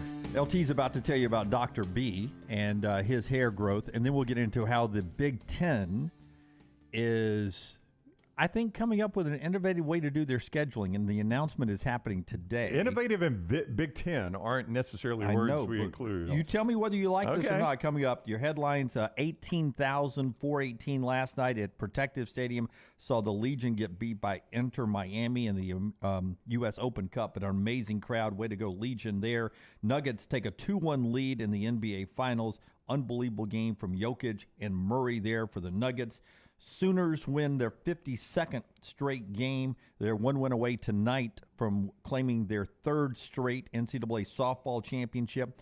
Alabama's on the road to Wake Forest, getting ready for the NCAA tournament tomorrow. Kentucky and LSU, Tennessee and Southern Miss all going Saturday. Alabama's game Saturday as well. Starts on Friday, though, with South Carolina and Florida, part of those great events. Game 3 of the Stanley Cup tonight in Miami. Las Vegas leading Florida 2-0. Those are your headlines. Dr. B bringing you those headlines. You know, when I first started to thin out, again, I asked around. Dr. B was the name everyone said you need to go see. After I had my first hair analysis done, like 6 months after starting the treatment, my hairs were 12 to 14% thicker. When I got the second analysis done over a month ago, they're more than double, more than 100% better. I can tell the thickness. People around me can tell the thickness. Dr. B, for more than 20 years, women and men have turned to Dr. Beckenstein for a range of cosmetic and reconstructive procedures. He will use that experience, his advanced training, and genetic testing to help his patients fully understand the procedures they are considering. Call Dr. B today, 205-319-0316. That's 205-319-0316, t3tohair.net. And remember, Dr. B offering the Sensus Transdermal Infuser. This enables Dr. B to get various medicines and therapies into the scalp where the hair follicles are without using any injections. This is revolutionary as Dr. B can pinpoint delivery of a patient's genetically specific products without any needles. For more information, T3HairNet or call 205-319-0316 and tell him the next round sent you. I was going to get excited when I heard this format that they're going to use for their scheduling, and then I got more excited, Brown, that they're announcing it today. Okay, so this is in football. Big Ten Network will make their scheduling announcement today at 3:30. They are using what they're calling to be a flex protective model. Okay, that's a lot of words. Which means some teams will protect 3 rivalry games. Some teams will protect 2. Some will only protect 1. And then each schedule model is going to be built up from that every year. So let's say USC only protects, UCLA, and they're open to rotating through the rest of the Big Ten annually. Meanwhile, Michigan may protect Ohio State, Michigan State, and that's it. And then they rotate through the rest of their schedule. Ohio State may just do Michigan. Boy, it seems complicated, but do these schools have to agree? Like, for instance, Indiana can't say, oh, we're protecting Michigan. Or, well, I guess the better example, Michigan can't say we're protecting Indiana so that they get an easy win every year. I would assume they have come up with a model that we'll see at 3:30. I don't know the details of how they're doing it. I'm just wondering from an overview, before you get too caught up in the nuance of it all, of who's playing who is, do you think that's something we could look at in the SEC and say, all right, Alabama's, maybe they're Alabama, maybe they're Auburn, Tennessee, and LSU. Meanwhile, Georgia is, this, and this. Maybe somebody doesn't have 3. Maybe somebody has 4. No, I agree, and I think this is something the SEC, Greg Sankey, I think this will pop up on the radar, and this is innovative because, teams like Missouri and Vanderbilt, even South Carolina, I mean, how deep do the rivalries go? And when you start to look around the Big Ten, like Northwestern, is there anyone Northwestern needs to play? That's right. Nebraska's new to the league. Rutgers new to the league. I mean, USC and UCLA, I mean, there's a lot of these teams. They need to play one another, but beyond that, they can play one, and really, I mean, it seems to free you up a lot. But my objection to this would be here's a potential issue. All right, I want to use the SEC as an example because I feel like you're pitching me on this for the SEC. Well, I was just something to think about. Using the SEC as an example, Dunaway. Tennessee could legitimately say, "Hey, look, we've played Kentucky and Vandy more than anybody. Vandy's in state for us. Kentucky's a border war." And I'm sure Kentucky and Vandy would say, "Yeah, we like having those games because we like them coming to our place every other year." Right. And if I'm the rest of the SEC, I'm like, now wait a minute, Tennessee, you're going to tell me you're trying to protect Kentucky and Vandy every year? We know what you're doing here. Yeah, but I mean, that would be my concern. Alabama would be on their list too, so it would be Alabama, Kentucky, and Vandy. Yeah, but come on now. No, but here's what I would do. But if that's the case, then as we say all the time, Brownie, then that means the rest of your schedule is going to be full of Georgia's, Oklahoma, Texas's. It is. But I think the way you do it is if you're Sankey, you send a memo out to everybody. Hey, look, ADs, coaches, get together. Tell us teams that you really want, teams that you've got to have year in, year out on your schedule. And then people submit it, whether it's 1, 4, or 5. That's a starting point. This feels like something, though, that they're going to announce today. And then at some point they're going to go, we did not see that part coming. Yeah. Well, it does sound complicated. It really does. Because the 3-6 model, right, when you've got 3 permanent, the one the SEC is most likely the one they approve, you sit here and you go, okay, this makes sense. Everybody's got 3. Everybody's got the same. And we rotate through the rest of the league. 6 1 year, 6 the next. Boom, you're done. Then the third year and the fourth year, you play the other 6s again, 6 and 6. And now we played home and away with the whole league. It's going to be, if some people are protecting 1 and some people are protecting 3, it seems like it's extra work for the schedule makers. I agree completely. Yeah, absolutely. And it seems like I got a piece here, and it works right up until I get to that last schedule. I'm like, well, crap, that didn't work. And now everything goes back to square one. I got to send Northwestern there again. We got to hit reboot and go all the way back to square one. Yeah, what would be interesting is like LSU. Like LSU's got rivalries with, to a degree, A&M, Arkansas, Alabama, Auburn. But realistically, all Florida, those teams. LSU, Florida's a pretty big game, yeah. All of those teams could say, I mean, LSU is one of our rivalries, but we really don't need them, and that's what I would do if I'm Nick Saban. There are other I think teams. Nick has tried that. Yeah, we want to protect. If I'm Auburn, it's the same thing. So, you just wonder how many teams leave off teams like LSU. And that's what landmine believers. Like, what if Bama wants to protect Auburn and Tennessee and not protect LSU, but LSU's like, no, that Alabama game's critical to us. We want to protect that one. That's where I wonder, then you'll get Mississippi State saying, we want to protect Alabama. Of course they do. I mean, we don't win that game a lot. That's right. But it's a big game. It's a huge game. It's a team we've played more than anybody. They're right down the road from us. And they come to our place every other year. And Alabama probably agrees to that one instead of LSU. But I do wonder, like, if LSU's beating the table, like, man, Alabama's our biggest – that's what we consider our biggest rival. Because I think LSU probably does. Don't you think they consider that their biggest rival right now? Probably Alabama? Right now. I mean, it is the biggest rivalry in conference outside of Georgia versus whoever in the SEC championship game. Yeah. But you think there's ever a wink and a nod, hey, let's have a gentleman's agreement. Brian Kelly, Nick Saban, they're on the phone. Don't put us. We won't put you. We'll see you every other year. Yeah. Yeah, I think LSU considers Alabama their biggest rival. I think that's almost a must for LSU. The old-timers who remember when the SEC only played 6 conference games, and Vince Dooley in Georgia and Alabama and Bear Bryant rarely played each other in college football. They rarely played each other. That has continued, by the way. And I wonder how much of that was a gentleman's agreement between those two. And I know it goes back to the Saturday Evening Post where that story happened. Georgia and Alabama played a lot until the Butts-Bryant incident with the Saturday Evening News that ran that publication bankrupt in the lawsuits that followed that story about fixing of games. And then, Bear Bryant, they said, well, we're not going to go over there anymore. We're not going to play anymore. And that slowed it down a little bit. So, it didn't happen that much. Would you guess if you took – I'd almost guarantee you this is the case. I can't guarantee this. If you took off the table, Dunaway, the historic schools of the SEC. Yeah. I mean, if you only included them, if you took off the table the expanded SEC schools. So like the Missouris, the Texas A&Ms, even South Carolina and Arkansas. Would you say Athens might be the least frequented road trip in Alabama football history? I think so. The only other one I could think of that might be would be Gainesville. I mean, like before conference expansion, like I can in my lifetime, all I can remember is like the 76 Labor Day or, some Labor Day night game with Mike Shula was the quarterback. Yeah, that was 86. Yeah. And I remember, that was 85. I remember that because Alabama had a comeback win. Yeah, block punt and the comeback win. Yeah. Sadly, the last college football game I watched with my grandfather at Shelby Memorial Hospital was a Saturday in 1976.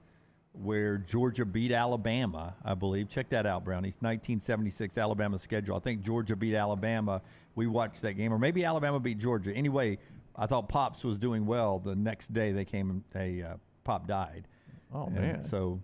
Oh, yeah. It's one of those where he got better right before he died. Yeah, Is that what you're saying? I think he was just putting on for me. As we watched one last That was game. October 2, 1976. October 2nd, 1976. Felt like we lost that game. Number 10, Alabama at number 6, Georgia. 21-0 Georgia. Yeah, that was going to be my guess. Bear Bryant let Pops down one last time. 21-0, and so my best and worst of the weekend. Didn't have a best on Monday for that one. Boy, that's tough. That's tough. Pops died and Alabama. Yeah. Hey, so do you know how bad a loss that was? Alabama was number 10 going into that game. It dropped them clean out of the top 20. The voters Of course, it was Alabama's second loss to the year. They lost the season opener at Ole Miss. Yeah. What the crap was Bryant doing back then? That was when the game had passed him by for the second time. Luckily, he'd rally and win championships again in 78 and 79. But I swear, I think Alabama probably, and I'm sure there's somewhere I could see this, but I bet at Athens is about the least played of the 10 originals. Right. You can't include all the expanded teams. And keep in mind, obviously, Alabama played Ole Miss and Mississippi State and Jackson a lot, but those were road games. Yeah, you got to count Auburn and Legion Field. That's you can't right. count that. But as far as true visits, true road game. You count Jackson as Starkville and Oxford for all those. Yeah, that's what I'm saying. Somebody do the work for us. And not you, Lunsford, you're busy. Somebody out there do the work for us. Somebody's not busy today. Yeah, somebody who's just hanging out today. Do the work for us. See if that is a true statement. Anyway, 3:30 today, Big Ten Network. We get to see the 2024 schedule for the Big Ten. In 1 week from last night, SEC Network, we get to see the 2024 SEC schedule. Can't wait to see that. The show being brought to you in part by our friends at New York Butcher Shop. And then we will get back to our 40 and 40 countdown. New York Butcher, the great place to get steaks where maybe I can grab one day this week. I swing by there and start a tab for me, LT. That'd be good. Okay. I love the shot, man. This is why you're happy. If people wonder why Dunaway is so giddy, it's because he's on this roll with me. Back in the Moody days, it was when you used to lose stakes. Wow. Oh, I was Moody when I lost? Yeah. That was why. I'm trying. I read New York Butcher, and I will tell you that you will be surprised that you had been on a hot streak. And then I've rallied back. I don't think so. Anyway, stop by the New York Butcher Shop. Not only the finest and certified Angus prime beef steaks, burgers, premium pork chops, ribs, all natural chicken cut to order just for you. They've also got those huge deli sandwiches. If you've never been to their sandwich, what is it called? The queue, where you actually you get there, you order the sandwich. A couple minutes later, it comes out. It's one of the biggest sandwiches. Everything is fresh. Everything's delicious. So if you're looking for a big-time lunch or any catering option, stop by, see Jim, the guys at the New York Butcher Shop. 2 locations, Cabo Heights and on Highway 119 in Greystone. The New York Butcher Shop, rare quality, well-done service. Since the NFL draft, when I picked Bryce, CJ, and Will would be top 5 picks way back in the day, that put me up 11. You won when my 2 XFL preseason picks got eliminated from the playoffs, Vegas and Seattle, which knocked it down to 9. We were out at Regions. You won when I predicted Charles Barkley would hit the green, and he did not. It was close, though. It was close. Knocked me down to 9. You won when the Lakers won the series over the Warriors. Knocked me down to 8. You won when Arlington beat D.C. in the XFL championship game against all odds. Knocked it down to 7. And now Nuggets beat the Lakers, and the Nuggets win by 5.5. Got it back up to 9. So you'd won 4 in a row there. And then I'm riding the Nuggets is what it shows here, on the hot streak with the Nuggets. I'll give you 5.5 in the next one. And that's the funny thing is I really liked the Nuggets in this series. You'll give me 5.5 in the next one? Yeah. I don't even know what the line is. It's going to be heavier than it was last night. What about you give me 6.5? 3.5 is the number. 3.5, and I double that to 6.5. Denver is favored 3.5. Well, I mean, here we go. Miami, this is game 1. We all talked sweep. Miami won the next one. Game 2 now, everyone, it's minus 1,200. Nuggets win the series now. So this will be so Miami Heat, right? They come out and win the next one outright, right? No, well, you think about it, though. Denver's been up double digits in every one of these games. I mean, Denver is a much better team. Yeah. I don't even know if I want to do it. They are. Well, think about it. We'll come back to it. But let's get to our 40 and 40. Let's get to our 40 and 40. Back to Duke. We'll talk more Duke football right now. It's brought to you now by our friends at Urology Centers of Alabama. As Forrester puts it up, there it is, that Duke, that Beautiful. Iconic Duke D there is at 37. And you can always find our friends at Urology Centers of Alabama. Yeah, Dr. Patrick Mills. Packy is my urologist there. I've been going to see him for more than a decade now. Look, compassionate, comprehensive urological care, 35 physicians, 17 locations across Alabama. They've also got the Men's Health Center, helping men with a wide range of sensitive male issues in a comfortable environment. You can visit urologycentersalabama.com, schedule an appointment with one of our many urologists. And remember, it's Men's Health Month. Men's Health Month serves as a reminder that prioritizing our well-being is not just a luxury, but a necessity. It's time to focus on the specific health concerns that impact men. Again, urologycentersalabama.com. Okay, so Duke last year, 9-4, Mike Elko's first year. You talked about that. But before you tell us again how impressed you were with Mike Elko, let me just point out that was just their third 9 or more win season since they played in the Rose Bowl, the only Rose Bowl that wasn't played in Pasadena that was played, I believe, in Durham or somewhere in North Carolina. There were 2. Don't forget Alabama played in one that's right. that was in Dallas. That's right. Yeah. So, but you're right. Because of World War II. Yeah. 1941, they've only had 3 9 or more win seasons. One of them was last year in Mike Elko's first year at Duke. Yeah, look, an incredible turnaround. And you heard Eric Mac Clain talking about it earlier that, they had every opportunity to win that game against North Carolina, which would have propelled them into a situation to play Clemson for the ACC championship game in year 1. I mean, just a great turnaround. Riley Leonard was really good at quarterback. He's one of those under-the-radar guys. Not only does he not turn the football over, he's really athletic. I mean, he led them in rushing, almost 700 rushing yards last year. They get the majority of the offensive line back that allowed the fewest sacks in the ACC. Mike Elko is a defensive mastermind. I mean, from what he was able to do at Wake to what he was able to do at Notre Dame to what he was able to do at A&M, we never questioned that. I really didn't see Elko making this kind of impact in year 1, but they've got an opportunity. Schedule's a little difficult, but they do have an opportunity to make some serious noise, and I wouldn't be surprised at all if they win the division. Schedule's a little difficult. Open and close of September is really difficult. Now, the good news in what I'm about to tell you, if it's good news, is they play both these games at home. Well, one's at Mercedes-Benz Stadium, right? Don't they? No, you're right. It's in Charlotte. I'll get it at Wallace Wade. Clemson and Duke? Yeah. Oh, I thought it was Labor Day night, right? It is Labor Day night, but it's got it listed as Wallace Wade. I may be incorrect. No, it's okay, though. But they play Clemson and Notre Dame. Yep. They don't have to go to those places. I'll put it that way while I look it up. They play Clemson and Notre Dame, and they will be underdogs in both those games. I mean, and now sandwiched in between winnable games for them. But that's right. I read this morning in Athlon that if they somehow surprise Clemson in the opener, they could easily be 4-0 going into the Notre Dame game. They're not going to beat Clemson. That is a somehow surprise. You're right. Yeah, they're not going to beat Clemson, but I still think all of their other games are winnable. Labor Day night, Wallace Wade Stadium, Clemson at Duke. Now, again, there could be more Clemson fans there than Duke fans. There'll probably be more North Carolina fans there than Duke fans. So that's primetime Labor Day night. Correct. And it is a ESPN 7 o'clock kick. And it's right there. They're broadcasting a national broadcast game. I sound like this is the 1970s. Yeah, it's in color TV, too. In color TV from right there on the Duke campus. This has to be one of the biggest games in Duke football history. Well, they play Saturday in the park. Yep.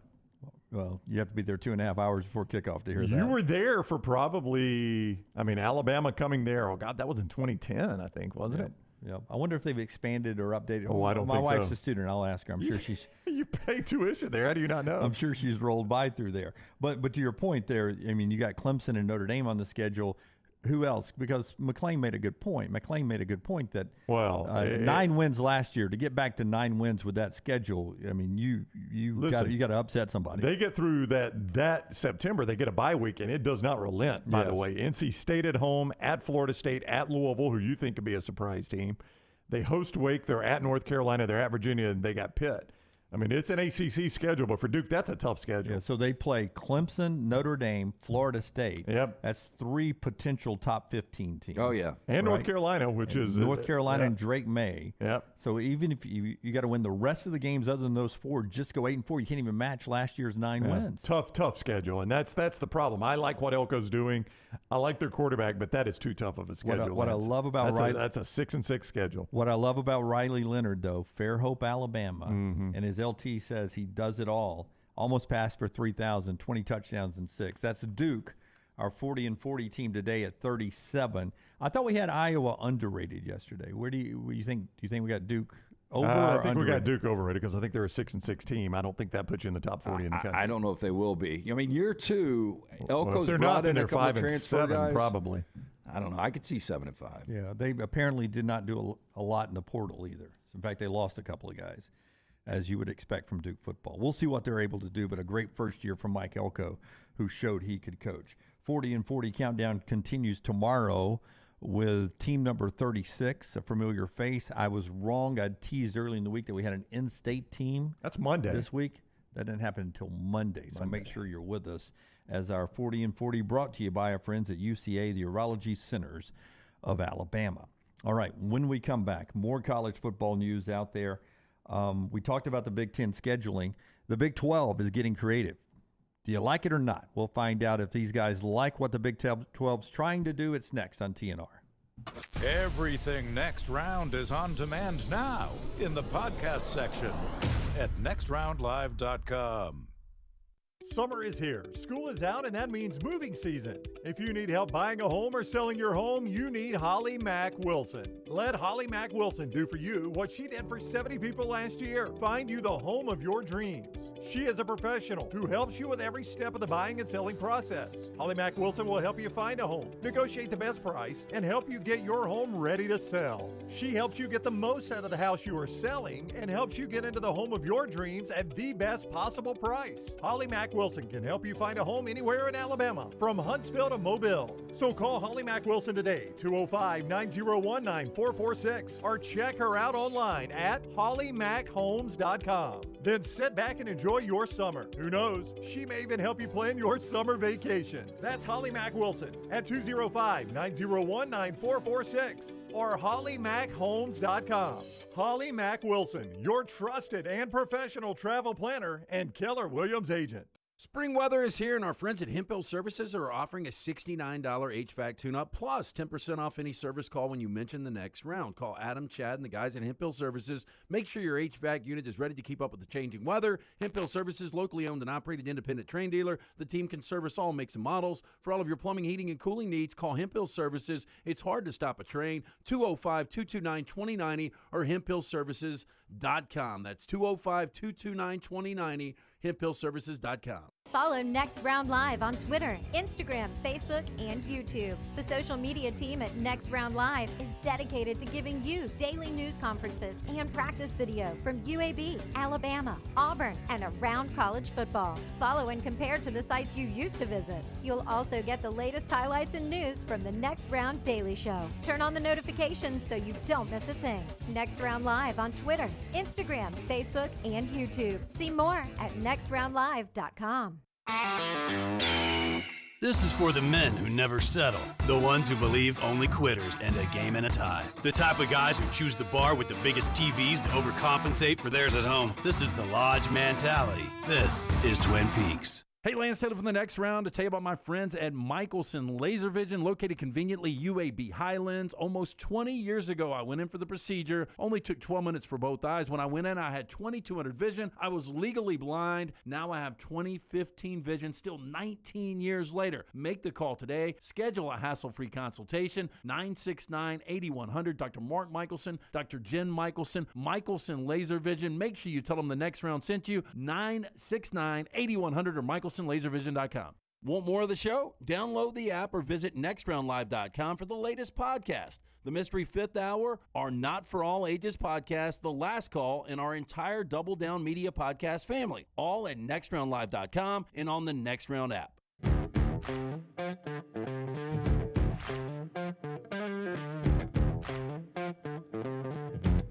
Back with you on the Next Round. Rockstar's viewing menu first, and Brown and others have answers to Brown's always out of nowhere questions that you guys mathematically get answered quickly. The viewing menu brought to you by our friends at New Life Art. Let's put Alabama's traditions since Nick Saban into a painting. What do you say, LT? I think we should do it. Artist Daniel Moore has just announced his next masterwork in oils. The legacy continues. This sequel to Moore's 1992 sold-out painting, The Crimson Legacy, features iconic moments and memorabilia from the last 30 seasons of Tide football. Don't miss your opportunity to own this lasting tribute, sure to be cherished by Bama fans for years to come. Pre-order your print or canvas of The Legacy Continues from New Life Art. It's special pre-publication pricing through July 15th. Go to danielmooreart.com. You know, there's not much on. Well, no, go ahead. There's not much on. I've seen people in the chat room talk about this all the time. I don't have it anymore, but Apple TV, the Silo show, This doesn't sound. In a ruined and toxic future, a community exists in a giant underground silo that plunges hundreds of stories deep.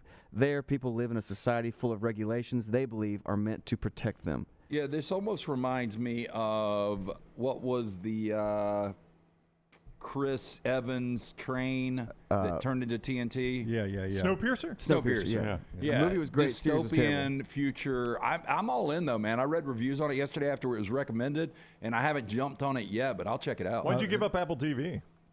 We just had a trial. I think Nancy got a new phone, and we had like a 3-month trial. We never renewed it. It's like there's another. We don't want to watch Charlie Brown every day. We watched the morning show, and the second season blowed, and we stopped. So Blowed. On the silo preview that plays automatically when it was first in row there, it made it look like that the overlords were lying to the people in the silo, that outside the silo life was good. They made it look like that was Snowpiercer too. Yeah. I mean, I think there's a lot of similarities. I mean, you can only do so much science fiction, right? But I mean, it's got some interesting. The cast seems interesting on this. I mean, good early like feedback Tim Robbins in the chat room. Is supposed to be the bad guy. Good early feedback in the chat room. Jesse and Troy both say great show. I'm going to check it out. Well, another one that should be a home run on tonight, premiering on Peacock, based on a true story. That's what it's called. It's a realtor, a former tennis star, and a plumber sees a unique opportunity to capitalize on America's obsession with true crime, starring a brunette, Kaylee Cuoco. Oh, wow. I saw her on TikTok today as a brunette. She looks, it's amazing how much, though. That's amazing how much it changed her look, actually. So she doesn't look good. Well, I didn't say she didn't look good. I just said it changed her look. I didn't really immediately recognize her. I have not seen her. Rockstar, as we move out of the viewing menu, you think you can find a brunette picture of her real quick? Yeah, and I said that. I started watching the other night. There's a new documentary on Netflix. Boy, they churn them out. But it's about the Boston Marathon bombings. And you said it was good. Yeah, 3-part series. I've only seen the first part. But it's just fascinating, like how anyone thinks they're ever going to get away with something like that now, with how many cameras are around, especially in a city like Boston. But the way they were able to track that stuff down is pretty crazy. Was he really trying to get away with it, or did he want to be caught? I knew he ran from the cops. Yeah, I think they were trying to get away with it. Yeah, I think that they thought they were slick enough that they were going to be able to get away with this, and it is just fascinating how they track those guys down. Better blonde. Yeah, but is it because we're used to her blonde? Like if that was the first time we saw her? Okay, if her and her sister were shoulder to shoulder, that was her and the blonde, and you had an opportunity to, I don't know, say, I want a drink and have a conversation, which one would you gravitate towards? Whoever paid attention to me? Yes, sure. The one that looked like they might talk? You know what's crazy? Traditionally, I always shot for the second line, LT, not the first line. Until I met Maggie. Went for the weakest in the herd. Except for Maggie. Yeah, Maggie was the that first was line. The one time you aimed high, right? You know what's crazy is her dark hair, though, is uncrossed her eyes. Well, she's looking away. She's looking away. Yeah. It's made her look to her right the whole time now. Maybe it's crossed them even more. I would say, though, that when she started on Big Bang Theory, that she was 10 years younger. So I would argue that we see her in reruns, or maybe even 12 years younger now, reruns as a younger blonde, and that's your memory of her as a young blonde. This is now middle-aged her with dark hair. So I would take, obviously, younger her blonde than I would middle-aged her with brown hair, but young her may be just as attractive with brown hair as blonde. I saw a video last night from Shania Twain's apparently on tour right now. Well, she's a huge concert in Nashville. I couldn't figure out who it was. Okay. Oh, no, she looks totally different. Yeah, and I might give this video to Forrester to show, but it's got Shania Twain and Kelsey Ballerini open for her, and they're doing this duet together, but I couldn't even tell it. Shania Twain's 57, and she looks as good as she's ever looked. LT, I don't know what restraining devices she had on her person. Like I don't know if her leotard was Spanx and everything that she was wearing was keeping it tight, but the wig that she had on was not attractive. It was a very bad wig in my opinion. Well, I don't know if I saw the same one. She does a lot of wardrobe changes. So you think throughout the night? Your thumbs down on late model Shania Twain, and Lance's thumbs up. I was looking. That's fine. No, I was looking at it with Will Haver last night. He's like, there is no way that's Shania Twain. She's got to be in her upper 50s. Oh yeah, that was her, and I think was the start of the country music festival going on, right? And Kelsey was there, and the judge came out, and it was all in the stadium. Yeah. But Shania is on tour, so she is away from where. I mean, I was talking to our friend Richard Holland last night, and he sent me some pictures of downtown Nashville right now. And we went through last night at dinner the different acts that start tonight through Sunday. So there's a ton of activity going on, but she actually played at the soccer stadium. Okay. And so she's on tour, and Kelsey Ballerini is opening. All right, so Scott is showing us a photo. That does not look like Shania Twain. I would have to agree with you, Dunaway, and there are potentially some restraining devices, yes. Yeah, and I would tell you, though, that is a photo that was taken and has been, enhanced, chopped up for her promotional team, which I'm okay with. But the video, which we probably legally can't show you, looks a little different. I'll show you in a commercial break, Brownie. I've got one that was filmed from one of our friends, and I don't know if we can you show that or not? I don't know. Music playing in the background and all that. So that's the viewing menu, brought to you by our friends at New Life Art. Tell them one more time about New Life Art. Yeah, again, the legacy continues. This is the sequel to Moore's 92 sold-out painting, The Crimson Legacy, featuring iconic moments and memorabilia from the last 30 years of Tide football. Don't miss out. You can get pre-order savings by going online, DanielMooreArt.com. All right, Brownie, you said you had an answer to the Alabama scheduling question. And a lot of people did a lot of hard work there in the chat room, so I'll give them credit too. But I found this to be amazing. So Alabama has played Georgia. If you back out, now they've played at Atlanta some that was not the SEC championship game, but if you just back out the Atlanta appearances that were the SEC championship game and give Georgia the Atlanta appearances that were not SEC championship game, they've played Georgia in the state of Georgia 26 times. 26 times. Yeah, and those two teams have been in the same conference for over 75 years. Over 75 years, yeah, and they've 26 times. Can you tell me how many times they played in Athens? I can't, but I'm going to guess it was somewhere around 18 to 20. Okay, that's almost the same number of times Alabama's played at Auburn now. Right, which I think is 16 now, which is crazy to think about. Which didn't happen for the first time until 1989. Yep. The one that's even crazier to me, do you know how many times Alabama has played in Gainesville? This is not just in the state of Florida, but in Gainesville. I'll say 9 times. Charter members. Yeah, I would say, going back, Brown, to your point, when I said that Georgia and Alabama, when I was a kid, rarely played, and I could remember spot games of that, other than Emmitt Smith running during pre Jay Barker 1992, Sean Alexander, those teams. Before that, before conference expansion, I can remember Emmitt Smith kicking Alabama's ass at Legion Field. I rarely remember Alabama ever going to Gainesville. Well, the reason you rarely remember that is it's only happened 11 times. How has Alabama only played in Gainesville 11 times? They've only played at Florida 13, but 2 of them were in Jacksonville. I'll tell you, man, that's one. I don't know how often you guys have been to Gainesville. I've been to multiple Tennessee games down there. I've been to a couple of Bama games. It is one of my least favorite stadiums in all of the SEC. So you don't like the Swamp? I'm not a big fan either. They got a piece of plywood up. You say that. Have they not changed that over the years? Is that where they have... They pop it. Oh, do they? Yeah. Everybody's got chains on, tank tops. You're not complaining about the co-eds, though, and the tank tops. No, but it kind of smells like if Buc-ee's was at the beach. Buc-ee's has a distinct smell. It does. I've never been in. You've never been in a Buc-ee's? The Swamp. Is it a good smell? It's not a bad smell. It's just a distinct smell. It's too much going on. I know Rockstar's never been in a Buc-ee's. It was short. I've been to one in Austin, Texas. Yeah. It was too overwhelming for me. I didn't really notice the smell. I noticed there was people Christmas shopping when we were there. Look behind Rockstar, man. The store, the Nitro store. Got Buddy the Elf and his friend. The freaking Nitro store is getting after it. I mean, what do we make the interns in Tyler do? They're making boxes. Are they making boxes? Father's Day coming up. Hey, we got a big deal going on, right? Have we announced it yet? Have we sent it out have yet? not, but Father's Day coming up, and as you can see, they are working ahead of the Father's Day rush there in the Next Road store. Can you show that camera shot again? This is almost like this is the way it looks December 17th up at the North Pole. Yes. Santa, when are we leaving? Yeah. You think Lululemon there online is a little more streamlined than ours? Of course, we get our gear to you faster. We do. All of a sudden, if Nick the intern started drinking a 2-liter Coke right now, straight out of the bottle, and wanting pancakes and syrup, and just drink the syrup and forget the pancakes, we'd be filming an episode of Elf back Yeah, then. I'm going to say Nick's not as fast as Elf, though. Buddy was quick, man. Buddy was and quick. he could do it on, what, was it 20 minutes of sleep? Bye, buddy. Hope you find your dad.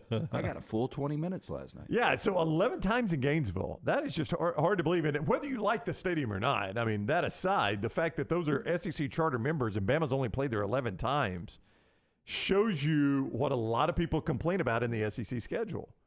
That they're just games you never see. Alabama, it seems like these are the teams Alabama played all the time when I was a kid. They played Auburn, of course.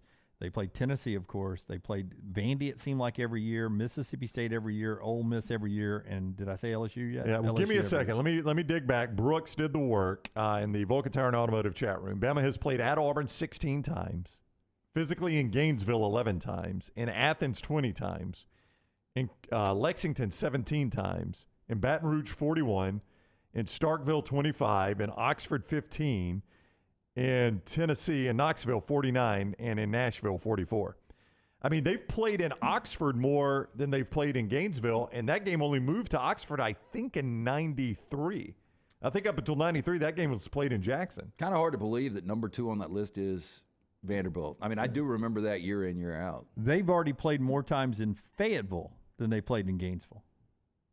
Yeah, I would guess so, because that game moved on campus in Fayetteville pretty quickly. I think they only played it the one time in Little Rock, right? And then in 94 on, it's been there in Fayetteville, and I think we've hit 11. Yeah.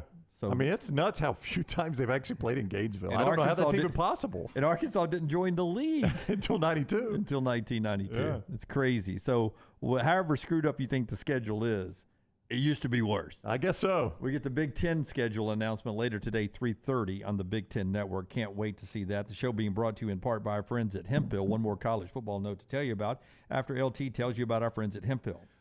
Summer weather is here. Our friends at Hemphill Services offering that 0% for 60 months for qualified customers, plus free 10-year labor warranty. When you mention the next round, call Adam, Chad, Andrew, the guys at Hemphill Services. Make sure your HVAC unit ready to keep up with the changing weather. Hemphill Services, locally owned and operated independent train dealer. The team can service all makes and models for all of your plumbing, heating, and cooling needs. Call Hemphill Services. It's hard to stop a train. Do it now. Call 205-229-2090. That's 205-229-2090 or hemphillservices.com. We told you about 2 weeks ago that the Big 12 was working to play international games in football, basketball, and other sports in Mexico.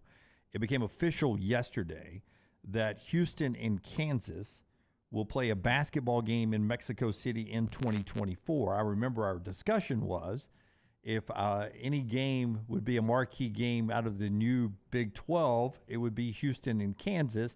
But we also said I'd hate to see one of those games moved to Mexico City because it's going to be 2 top 5 teams maybe. You want to see those home and home.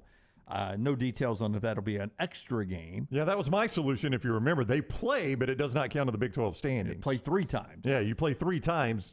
Only the home and home counts in the Big 12 standings. What I'm more interested in is that the Big 12 working with organizers to try to create a bowl game in Monterrey, Mexico.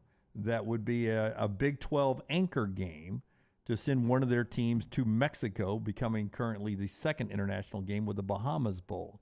Interest you guys or not? Monterrey, Mexico. You've been to Cabo. How close is Monterrey to Cabo? I've been to Cabo, which I liked. Cozumel dump, Cancun dump. I'm not a huge Mexico fan, but if I'm one of those players, you see how excited guys get about going to the Bahamas. And, that's an incredible getaway when you're in the dead of winter. I mean, would I rather go there than Shreveport? Yeah. Yeah, so Mexico, is somebody on the couch watching the game, don't care at all. I assume we're playing in some soccer stadium there. Probably. Now, but for those kids, I think it'd be exciting. In spite of the name, when I hear Monterrey, Mexico, do you think coastal or inland? 100% coastline. Yeah, 100% wrong. Oh, wow. It is 100% inland. Yeah, Monterey actually not particularly close to the coast. I mean, I don't know how many miles. I'd have to. What is it closest to? And how close to the border? How close to Mexico City? Monterey is very close to the border. I mean, if you cross the border. So this is basically Sun Bowl without paying taxes? It's. I would just be careful. A $10 million coach goes down there, has a bad year. They pick him never up know for if he comes ransom. back. Yeah. And there's no Creasy Bear. Yep. If you come out of San Antonio and you go kind of southwest, go through Nuevo Laredo, the next big town you come to is Monterey. So it's kind of in that area. So really, my line of is basically the Sun Bowl without paying taxes is a really funny line. Yeah, but El Paso is much further west is the only problem with that. But yes, it is the Sun Bowl without paying taxes. I laughed, Dunaway. I even laughed heartily, I would say. It is almost, I don't know if this is a harbinger of things to come, almost due south of Lubbock, Texas. Okay, if Saban got kidnapped by the cartel, what kind of GoFundMe could you get up for his ransom? Well, I mean, you just ask Alabama fans. Does every Alabama fan want to donate $10, right? Well, I think every Alabama fan would donate $500. Then you got more than enough. I mean, that'd be a big ransom. Think about how many Alabama fans you think there are. 1 million. All right. That's a $500 million ransom. It's a hefty ransom. I don't think even the cartel's going to ask that high. I can see Saban getting kidnapped, and he would tell the cartel what they're doing wrong. Tell you, there's some better strategies out there. That's right. Our friends at Storm Restoration Roofing bringing you the show today. Greg from Pell City, Greg Nelson, out working for you right now. Going to be on some roofs later today with a free no-cost roof inspection. You can get one of those free no-cost roof inspections, 205-542-3531, 542-3531. You may say, Jim, I got a roof. It protects good, but is it protecting perfectly right now? Any water leakage at all can get inside and cause damage that will only grow and grow and become thousands of dollars worth of repairs needed, and sometimes really get to become a big headache with your entire house at that point. Prevent all that. If a loose shingle has happened, anything, Greg will spot that for you. 205-542-3531 for that free no-cost roof inspection, no obligation. All the other great services you get for a great locally owned roofing company. Greg Nelson and his wife own the company. It's been locally owned for over 20 years. It's Storm Restoration Roofing. You can look him up on Facebook as well. Greg from Pell City, Storm Restoration Roofing. Brownie, what do you have? In the Vulcan Tire and Automotive chat room, Will says, as an Auburn fan, I donate to the cartel to offset the GoFundMe. We're back in a moment right here on TNR. Follow Rockstar on Twitter @RockstarBHM. Hey, Lance Taylor from the Next Round. You've heard me for years talk about our friends at Bromberg's Jewelers, and we welcome you to stop by and see that great customer service at the Mountain Brook and Summit locations. But we'd also love for you to check out their new online shop. They've got plenty to choose from. Great gifts, big and small. Available online, they've got David Yurman, Tudor watches, select diamond and gemstone jewelry, William Henry, seasonal and favorite giftware items and baby gifts as well. They've even got an online sale section. For more information, Brombergs.com. Follow Next Round Live on Twitter, Instagram, Facebook, and YouTube. The social media team at Next Round Live is dedicated to giving you daily news conferences and practice video from UAB, Alabama, Auburn, and around college football. Follow and compare to the sites you used to visit. You'll also get the latest highlights and news from the Next Round Daily Show. Turn on the notifications so you don't miss a thing. Follow Next Round Live on Twitter, Instagram, Facebook, and YouTube. See more at nextroundlive.com. If you have water or fire damage to your home or business, DryTech is here to help. They work for the customer, not the insurance company. They respond quickly, within 20 minutes when you call 205-637-0143. They have 5 crews ready to go 24/7, built to go on the job when it happens. DryTech has 65-star Google reviews, so call DryTech, not the insurance company. Find more online at mydrytech.com. It's time to get out and enjoy the summer of 2023. Ocean City, Maryland. And our friends at Residence Inn by Marriott, Ocean City is ready to welcome you. Kayak from Bayside Beach, swim in the Atlantic, dine at Bayview Bar and Grill, local golf packages, great restaurants, and a lot more. See everything online at residencenoc.com. Check them out on Instagram and Facebook. Do something different this summer. Residence Inn by Marriott, Ocean City, Maryland. For 50 years, our friends at Wayne's have been doing things around your house that you don't have time to do. Warm weather is coming. You want that lawn looking great. You want mosquitoes not around. Our friends at Wayne's, they can help you out. Right now, they will do $50 off for each of those services to continue to celebrate their 50th anniversary. Again, our friends at Wayne's, they take care of all of us here on the Next Round. You don't want those mosquitoes. You want the lawn looking great. Call them today, 866-WAYNES1 or call Waynes.com. Stop by the New York Butcher Shop and pick up the finest in certified Angus prime beef steaks and burgers, premium pork chops, ribs, and all-natural chicken cut to order just for you. Their chef-prepared entrees and side dishes are the perfect dinner-to-go choice for your family and are ready to heat at home. With a great selection of fine wines and desserts, the New York Butcher Shop is your one-stop dinner shop. 2 locations to serve you, Cahaba Heights and on Highway 119 in Greystone. The New York Butcher Shop, rare quality, well-done service.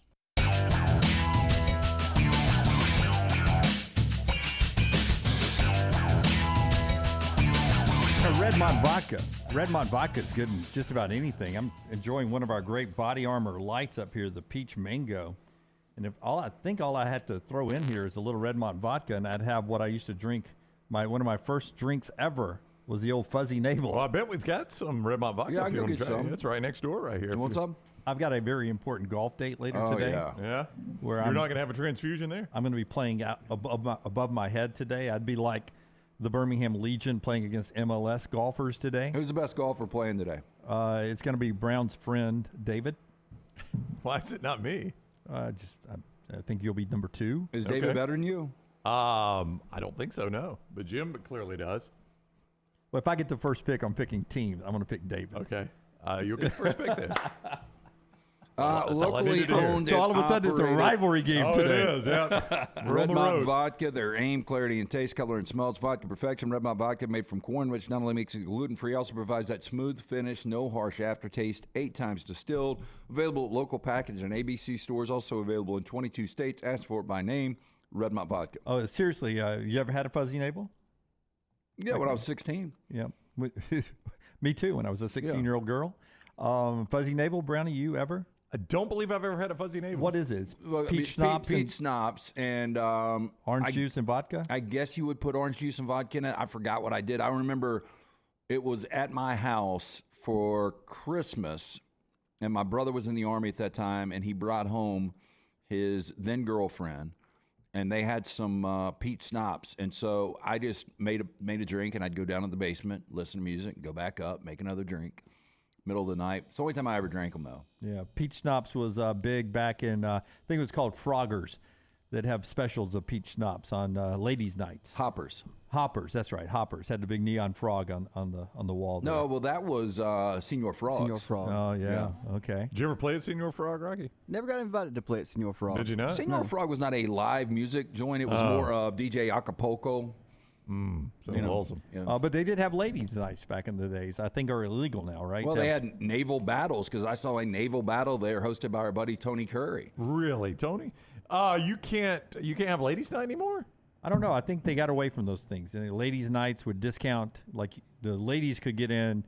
It's demeaning the ladies to give them discounts on drinks. Yeah, I mean, I think every lady I know would sign up for that. But back in the day, some bars, it was like ladies got in like 6 to 8 or 7 to 9, and they had, like penny beers, or basically I think it was portrayed that the ladies could come in on cheap drinks, get drunk, and then the guys would come in at 9 o'clock. Oh, they were clawing at the doors at 9. Oh, yeah. Let this one open the door. We were like, they're drunk. Well, we dropped the ladies off at the bar, and they're drinking the dollar beers 7 to 9 while we're eating the steaks, boys, playing a little poker, and then we're heading over there at 9 o'clock. I remember after my first summer in Tuscaloosa, I came home, and my dad, my old man Chuck, set me up with a guy that owned a detail place.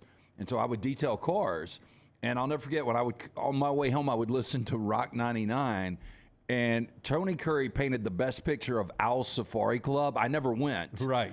Did you ever go? I never went, no, but I remember the commercials very well. Yeah, but he's Tony like, was the best in the business. Yeah, we're at Owl's Safari Club. Yep. This is the place to kick off the weekend. We've got $5 steaks and bakes.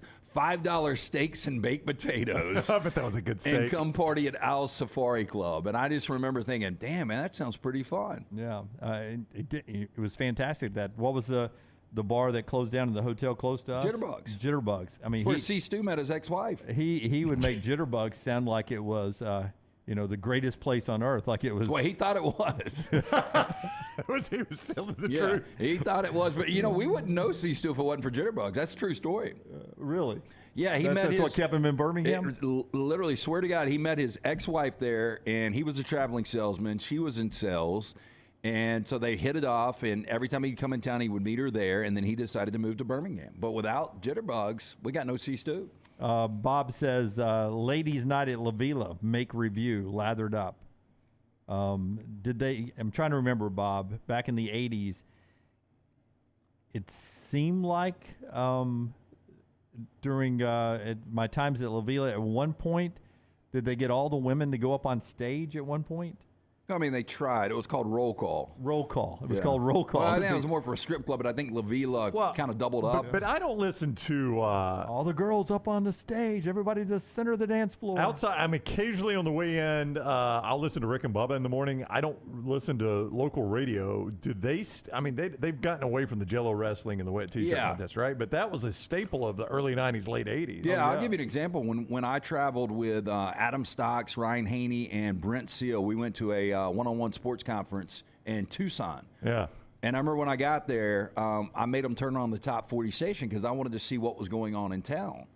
And so you'd listen to a couple of commercial breaks, and you would find a couple of bars that they would promote. And so that's how I found places to go out in Tucson. So you ended up at Tucson's versions of Al Safaris? I did. Hey, look, and there was a shooting the first night I was there. Wow. It was. Before we get to the top of the hour, the show being brought to you by our friends at Bromberg's, and we will tell you what went on yesterday in Washington, D.C., or last night in Washington, D.C., and what we think may come out of that. Buster Olney joining us at 12 noon. Bromberg's at Mountain Brook and the Summit invites you to discover David Yurman's new spring collections inspired by the beauty of the natural world. David Yurman, founded in New York City by two artists, David, a sculptor, and his wife, Sybil, a painter. Over 40 years later, the Yurmans and their son, Evan, continue to redefine American luxury jewelry, combining innovative technology, fine craftsmanship, and exquisite artistry. Visit Bromberg's today to find sculptural pieces from David Yurman's spring collections. Again, two locations, Mountain Brook and the Summit. You can also go online, brombergs.com. Okay, Forster has a picture of the Auburn group in Senator Tommy Tuberville's office last night in Washington, D.C., and there you see the fine folks from down at Auburn hanging around with Coach Tommy Tuberville talking about NIL and the desire for some federal regulation in NIL. Also there, Brian Kelly, Nick Saban, Greg Sankey, a bunch of folks there. My question is, Brownie, I know how you feel about how the government spends money. Tuberville says the NIL is a disaster, needs federal law. New York today is one step closer to passing it. I think they've become the second state that passes a law that says the NCAA cannot penalize New York State universities or colleges for any NIL rule violations. Well, that'll be everybody once the ball starts rolling, and that will, I guess, cripple the NCAA. I don't know. I'm just curious, what do they want the federal government to do here? What are they looking for? I guess they're looking for one universal rule, but I will echo where you're going on this. Why are we going to go one universal rule when all you're going to do is break it anyway? That's right. I like it better with no rules. Yeah, I just don't understand what they are trying to get the federal government to do here. So if the federal government says, okay, we are going to set limits on what a school could spend on NIL, do you think any school is going to follow that? No. And that's why I like it being the wild, wild west. And what's the penalty going to be? Well, you can't penalize me because I'm going to pass a state law that says you can't penalize me. Is it going to be a federal offense now? Like, less government involvement is better. I like no rules. Yeah, well, I mean, I get what Jay Price is saying. They're looking for the federal government to make a universal law, but that's my question, Jay Price. What is that law going to say? You can't.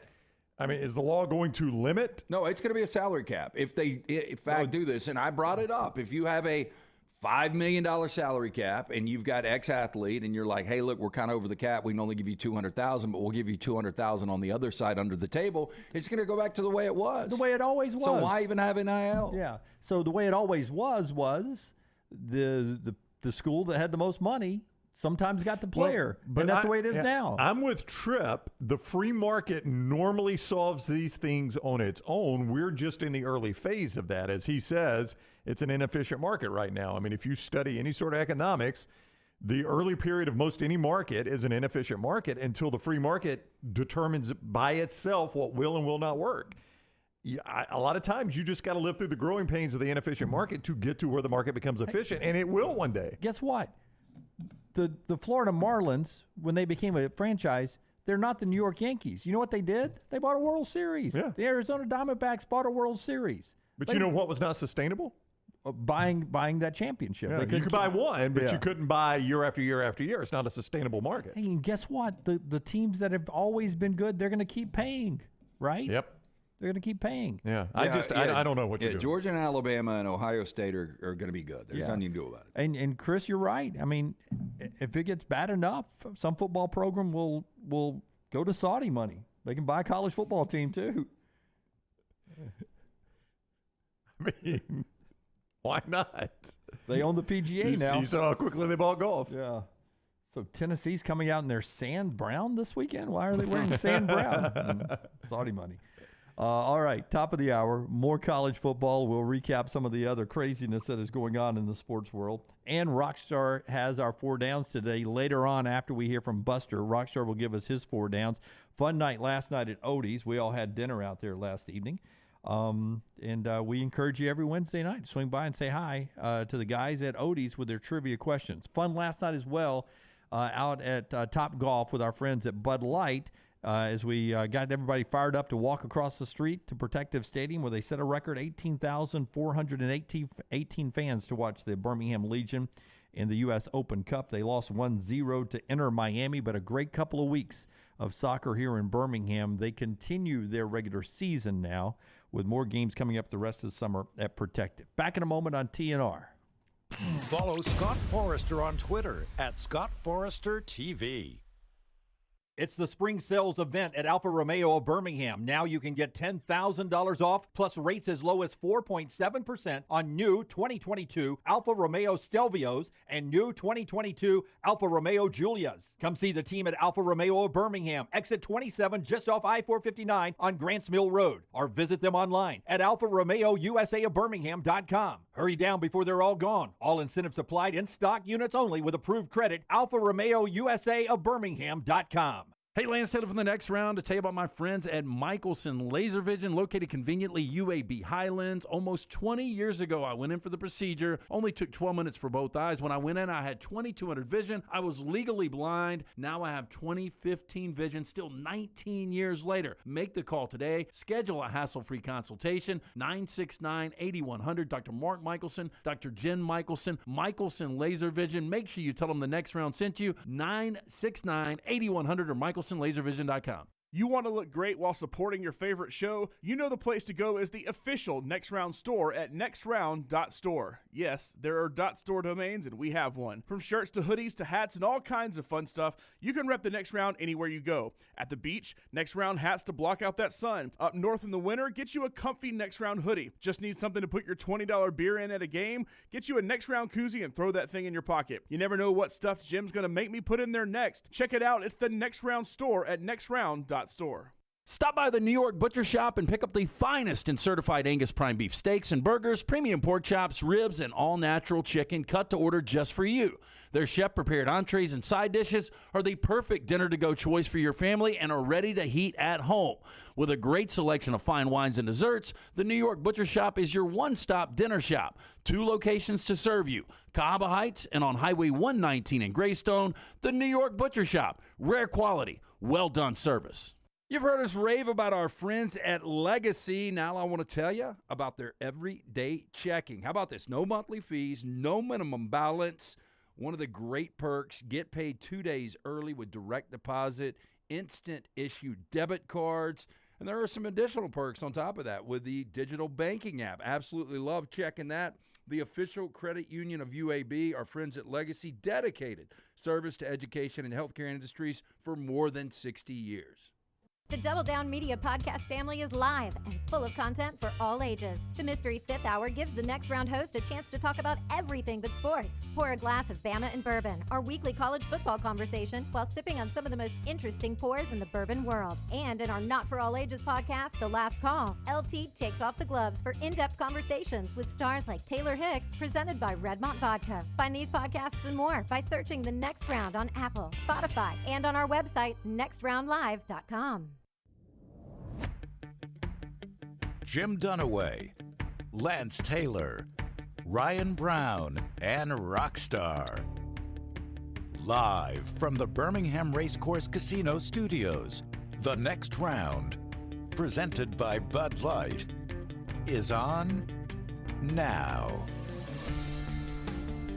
Still a lot to get to in our final 2 hours of the show today. Jim Dunaway, Lance Taylor, Ryan Brown, Rockstar Forrester, Lunsford, Nick the intern, Tyler, who's been with us a long time, in between internship and employment, whatever that land is right now. Part-time. He's part-time with us. Taylor Korn, handling everything social media at Next Round Live. Brown, we always ask you to give us thumbs up, right? Yeah, you need to, if you could do that every day, it is very, very helpful to us. If you would, while you're just watching us on YouTube, click that thumbs up button. That is not a ton to ask. And if you would please do it, it is very, very helpful to us. Every single person that is watching, click that thumbs up.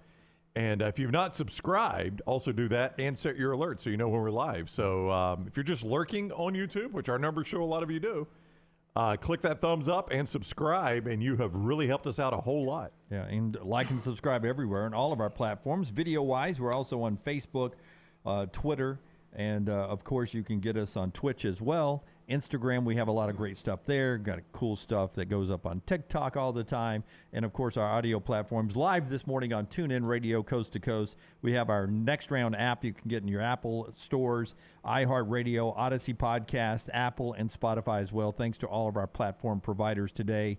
Any Father's Day deals at the Next Round store, says Jason. I've heard one being discussed at some point. Taylor's, follow us on all those platforms we were just talking about. Taylor's going to send you out something, if she hasn't already, soon. I was just in the lobby with her and Kelsey, and she is working on it right now. Taylor's putting a special Father's Day deal together right now. Meanwhile, a live look at the packaging of the stuff that's already been sold. The camera moved a little bit. Hey, can we do a live pan? Oh, look, live pan. Can you go up on Tyler? What is that? Is that like a witch or a warlock running like wind drills? What's on the back of your shirt? Back of your hoodie? Remember how like Barry Sanders used to run and tear all over with the parachute on? He says he's got no idea, Rockstar. It looks like the Grim Reaper. No, it looks like he's running. He's working out. Yeah. Hey, can I ask you golf or something? Sure. Absolutely. That's Nick, by the way. Nick, one of our interns. Yep. I just came across a story that broke about an hour ago. Okay. And the Los Angeles Golf Club has announced Thursday its first team in the tech-infused golf league launched by Tiger Woods and Rory McIlroy in a partnership with the PGA Tour. It's basically a new virtual golf league. Serena and Venus Williams also own it. And they're going to broadcast this on primetimes and Monday night. Does anybody care about watching virtual golf? It's not necessarily virtual golf. It will be a little bit more like kind of like a Top Golf. I don't really know how to explain it, but it's going to be like a Top Golf type event. Yeah. Where you get points for hitting it into a zone. Yeah, if what I've seen is accurate, yeah. And it's going to have a live crowd there, an in-person crowd. And it's a made-for-TV event, but, yeah, Tiger is behind it. Now, one reason Tiger is behind it is Tiger has launched, and one is coming to Tuscaloosa, it's a Top Golf-like deal where you go to a facility and you can participate in.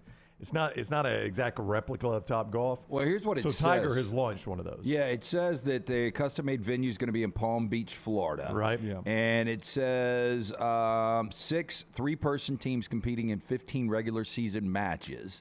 Renderings last year by TGL indicated the venue will feature a simulator that players will hit longer shots into, along with an authentic green area for chipping and putting. Yeah, I mean, think about the quarterback competitions that go on at the Pro Bowl and stuff where you're throwing at moving targets and things. Same way for golf, and I would venture to say that what they're playing on will be sort of the version that's going to prop up with franchises all around the country. This basically will be a commercial. Yeah, a commercial for Tiger's his venture. Yeah. That gets us into this hour, brought to you by our friends at Champy's world famous fried chicken.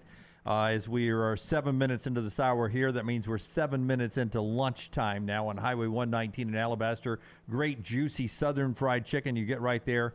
Cooked to order, great sides, a Mississippi Delta recipe tamales, hand-cut chicken fingers, po' boys, and a lot more. It's Champy's world-famous fried chicken. Tailgate season's only 79 days away. Can't wait to get back to football, and you can get that with champyschicken.com for your tailgate. Speaking of which, the preseason NFL schedule announced. We already knew it was going to be Browns and Jets, but that is August 3rd. So the next American football game that we'll keep score for, Brown, is August the 3rd, Cleveland and the New York Jets.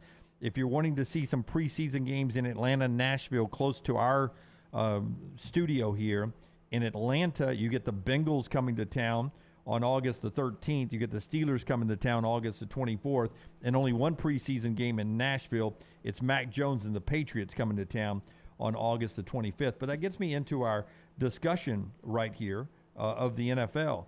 First off, the Jaguars, it has not been passed yet, but we got renderings of their new stadium yesterday. Ugly. It looks to me a little bit like a great value SoFi Stadium, and a little bit like the one they're going to build in Nashville. Here is the new stadium. Is that Buffalo? Or is that the one in Jacksonville too? That's a new one. That's Jacksonville. I know. All these sort of have the same look. And you know what's going to happen? Do you know, like in the late '80s, early '90s, everybody that was still in the old '70s cookie cutter stadium, how old and dated those looked in baseball? Yeah, 30 years from now, and some football teams, 30 years from now, that's what this is. It's going to look so old and dated. The only problem is they don't last 30 years. They'll tear this down to build a new one in 15 years. Yeah, but as you sequence through this, it has a lot of the same things that SoFi started. It's covered up, but open air. Yeah, so I was at SoFi a couple of weeks ago, and I told you guys I was unable to get in there outside of the pro shop. And when you see SoFi on television, it looks to me magnificent because you've got the water, you got the palm trees, but when you're up on it, it's very confusing. I really wanted to go inside to see aesthetically what it looked like on the interior. Was unable to do that. I don't know. I mean, these things have just gotten out of whack. I mean, you've got every kind of amenity you could ever ask for. But if they build this... They spelled Duval wrong, by the way. What? I'm kidding. They're saying Duval. Whoa. By the way, if they build this, they also believe they will keep the Florida-Georgia game. I was going to ask that. It was part of the video released, the Florida-Georgia game, that the new stadium would keep this in Jacksonville. Looks like they shrunk seating, though. This is the remodel of the existing site. And Forrester may have got more details about this. Forrester, help me out here. I think this is where the stadium sits now. This will be the remodel. The 2 years they'll be playing somewhere else, the Jaguars and that game, while they end up doing this renovation and a change in stadium. Again, not voted on yet. Is that the way you understand it? Sorry, Jim. I just grabbed the pictures. I did not read the article. No, here it is. It is a remodel. Yeah, yes. The entire cost of the project, including the development of the area around the stadium, could be as much as $2 billion, which seems like a value compared to what you got at SoFi with $5 billion. Stadium improvements costing between $1.3 billion and $1.4 billion. But it's improvements, so the bones of the stadium, a lot of it would stay the same. Which, to me, is just dumb. You know, you did the renovations, I think it was in 2014, and when you did those, you spent $63 million. Look, just crumble this thing down. You got NFL money, new YouTube money, and just build this thing from scratch. Yeah, but it does look like the same plot of existing land there in Jacksonville. Some Jacksonville fans, Chris says that's the cleanest you'll see Jacksonville. Oh, yeah. They Photoshop out the garbage. That's another one of those cities I just don't like. Hey, but not just one pool in the new venue, but two pools. Two pools. You can't beat that. So that's the Jaguars. That's good news if you're a Jaguars fan or live in that area. You want your franchise to stay there and not go to London. That's the only way you're going to keep them, yeah. So if you're interested in keeping a team there, that's how you're going to do it. Josh Allen yesterday found out he was on the cover of Madden for this 2024 release coming up in August. Is the Madden curse still a thing? Yeah. It is? Well, who are the last people that were on it? Oh, it used to lead to injury, right? Or was it just a crap season? John Madden himself was on the last one after he passed away. They honored him. So the most recent one, the one I own, is Madden on the cover. So that one probably doesn't count. I can give you just some of the ones. There's a look at the Madden cover, the way it comes out a little bit later on this summer. So the first, and this we're going from 2000, Eddie George was the guy. He had a really, really good year the year after. Dante Culpepper was the next guy. Then he fell apart that year. Marshall Faulk was in 2003. He went from one of the best players to really starting to go on his downfall after that. Michael Vick. I think Vick was one of those guys that got hurt, did he not? I think in preseason. Or did he get the dog suspension? No, I mean, he ultimately did, but that was in 2004. Sean Alexander, Vince Young after being Rookie of the Year. We saw what happened to him. Brett Favre was on the cover in 2009 as a Packer and ended up being a Viking that year.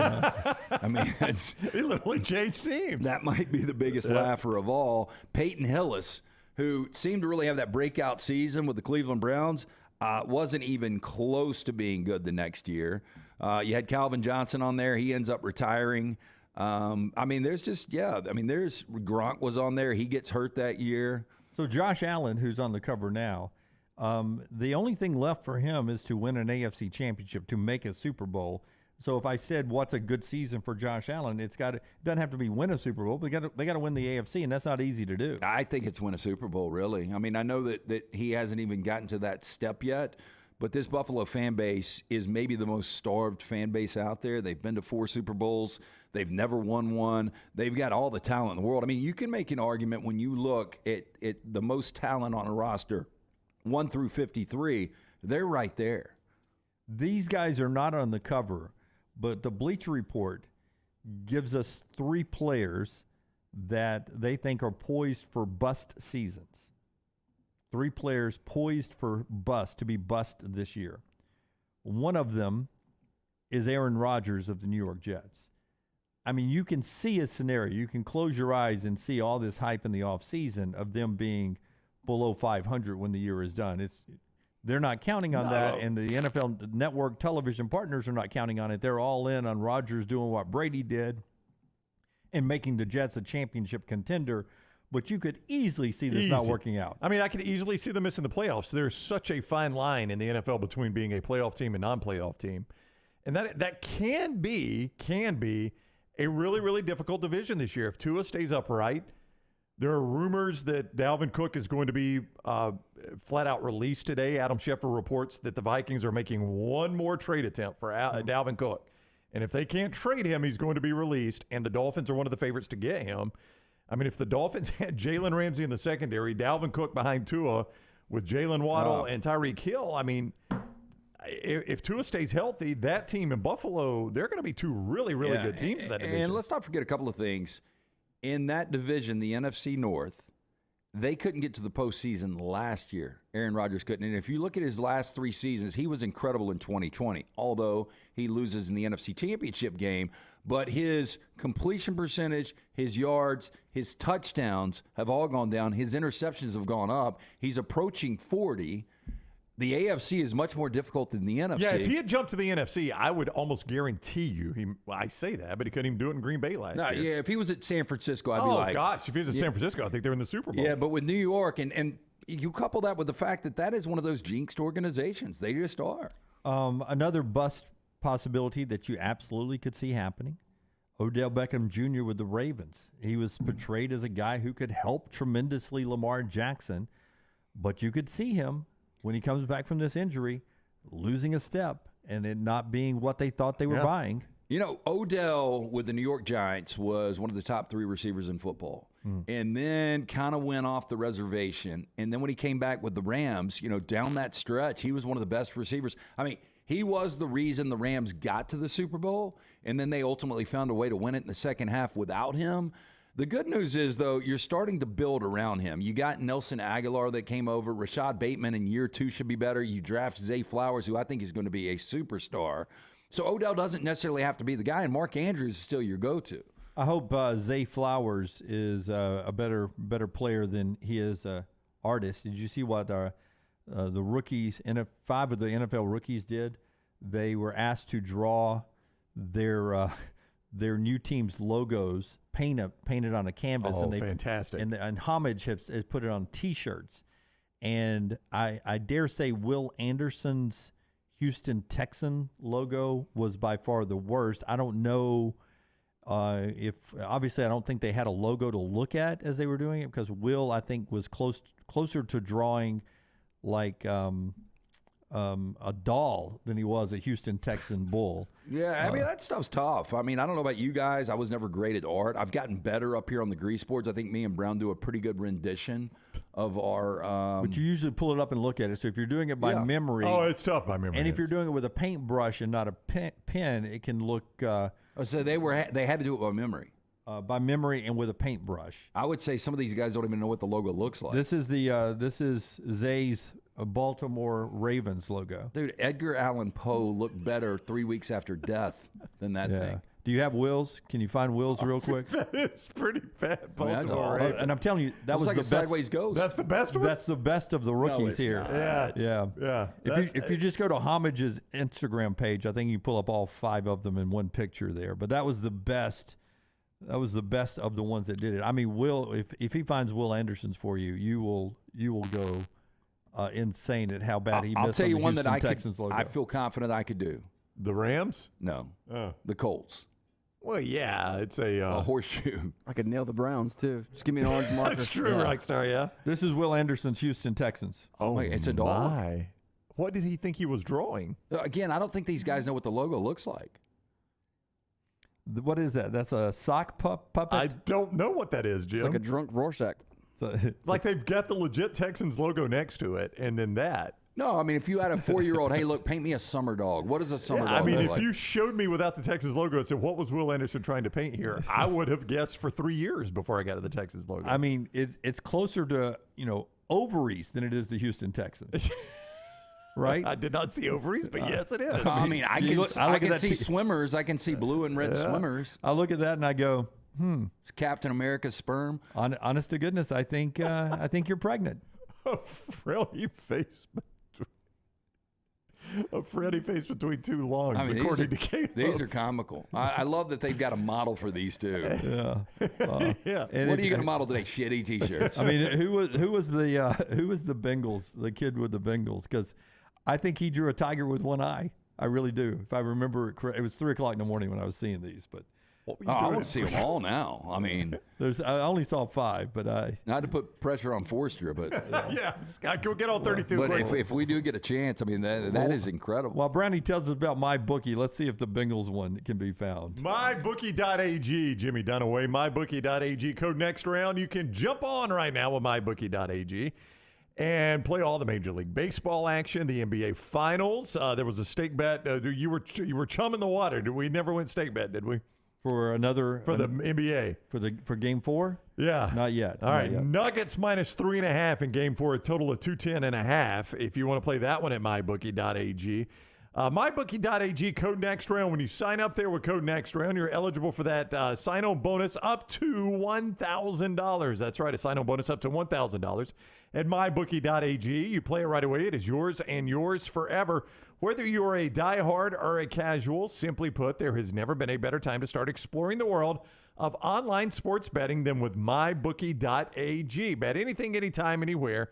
MyBookie.ag, code next round. That is MyBookie.ag, code next round. Again, those were really cool T-shirts. There was one more guy they thought could be a bust, and that was DJ Moore, the guy the Bears traded, gave up a lot to get from the Panthers. You could see him, falling into the same category as, for considering what you gave up, as a possible bust. Well, I'll just say that Justin Fields hasn't had weapons, and DJ Moore, DJ Moore's good. I never really considered him what you would think is a number one, A+ wide receiver.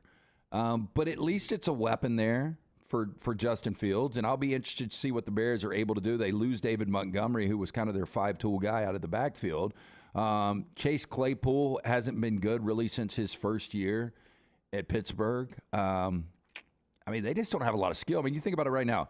Darnell Mooney, Chase Claypool, Cole Kmet, who I kind of like at tight end, but he's probably middle-of-the-pack tight ends in the NFL.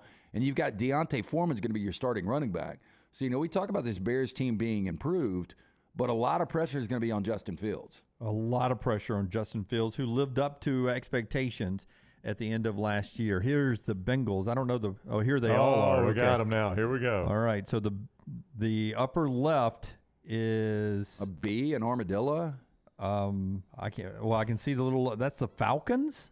No, it's not. It is. I see the Falcons logo. Oh my gosh! The second one is the Lions. At least draw the easy seagull. Rockstar, you're Lions. That's a drunk Cookie Monster. Rockstar, if we bought that, will you wear it though? Sure. No, that's the best one that I'm seeing right now. The Lions. Yeah. Well, it is the only one that looks like it. Look at the Panthers. Okay, that's Bryce Young's Panthers.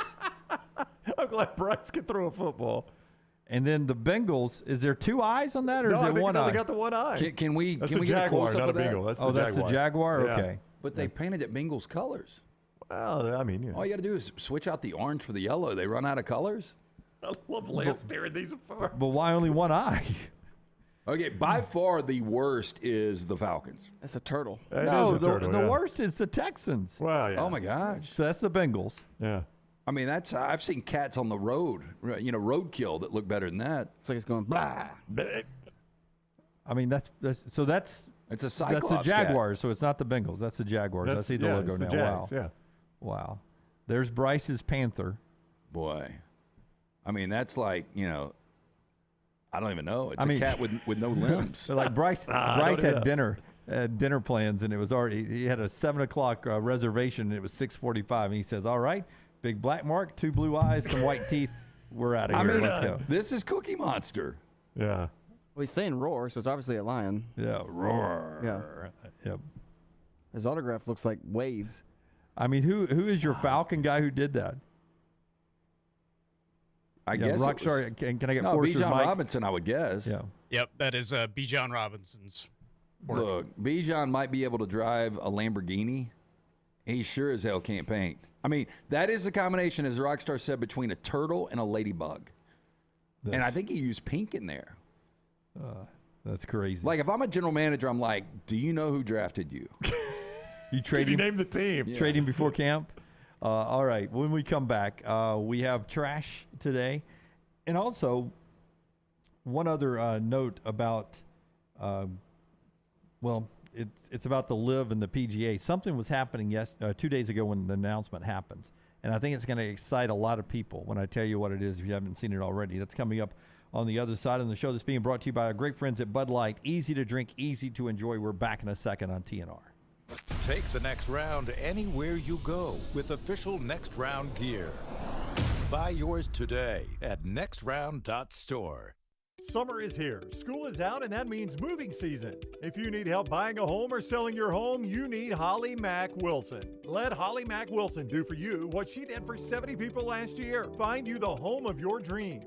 She is a professional who helps you with every step of the buying and selling process. Holly Mac Wilson will help you find a home, negotiate the best price, and help you get your home ready to sell. She helps you get the most out of the house you are selling and helps you get into the home of your dreams at the best possible price. Holly Mac Wilson can help you find a home anywhere in Alabama, from Huntsville to Mobile. So call Holly Mac Wilson today, 205-901-9446, or check her out online at hollymachomes.com. Then sit back and enjoy your summer. Who knows? She may even help you plan your summer vacation. That's Holly Mac Wilson at 205-901-9446 or hollymachomes.com.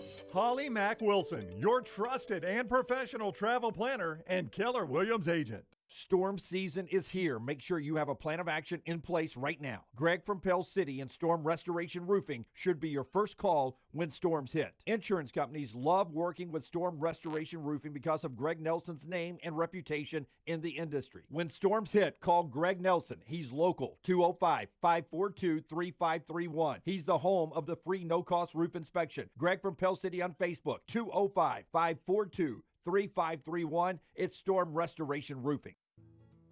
You hear a lot of interesting phrases while playing golf, like, I think you're on the beach, or the classic, you gotta hit it, Alice. One word you're sure to hear right now at Bentbrook Golf Club is wow.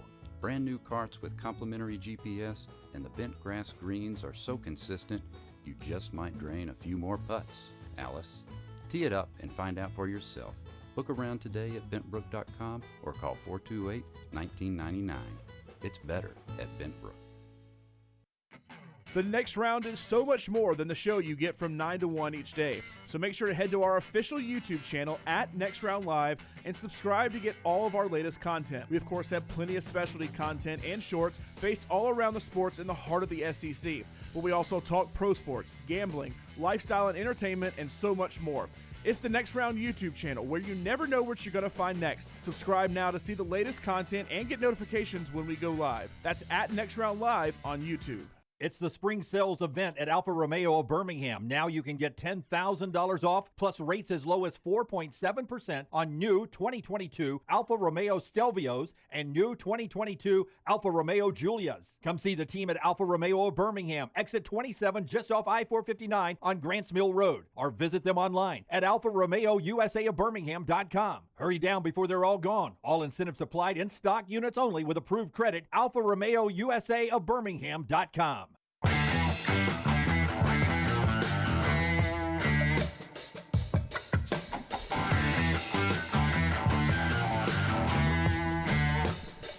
Back with you on the next round.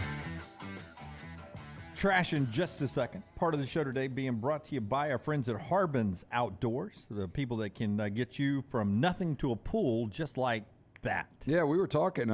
Jeremy's been out to Browns. He's been out to me, giving us estimates, and we are going to get some work done from Jeremy and the guys at Harbin's. I've talked about when we built the pool a decade ago. Kind of a mess because way too many cooks in the kitchen. Harbin's Outdoors, award-winning landscape company specializing in installing custom fiberglass pools, landscaping, and hardscaping. Jeremy and his team, one-stop shop for your pool construction needs. Harbin's does it all, from the install to the lighting, final hardscapes around the pool, everything in between. It's beautiful work. You can find them on Instagram at Harbins_outdoors. See it for yourself, or call or text Jeremy directly, 205-300-0718. At Harbin's, you and your home are the center of all that they do. Call them today for all of your landscaping needs. Congratulations to Florida. 6'4" guard Zion Pullen picks them from UC Riverside. He's supposed to be good. That Florida team being projected as an NCAA tournament basketball team this year. Alabama officially announces Ryan Pannone, that's been known for a long time. The Pelicans assistant coach is now on Nate Oates' staff in Tuscaloosa. And UAB welcomes back Aaron Johnson, the school's all-time assist leader, is now on Andy Kennedy's staff. He is back there in college basketball. Brown? Yes. Brown. Yes. Brownie. Yes. The other day, yes, when the PGA Tour and the LIV merger was announced, right, the best news anybody could tell you is mic'd up, cameras rolling.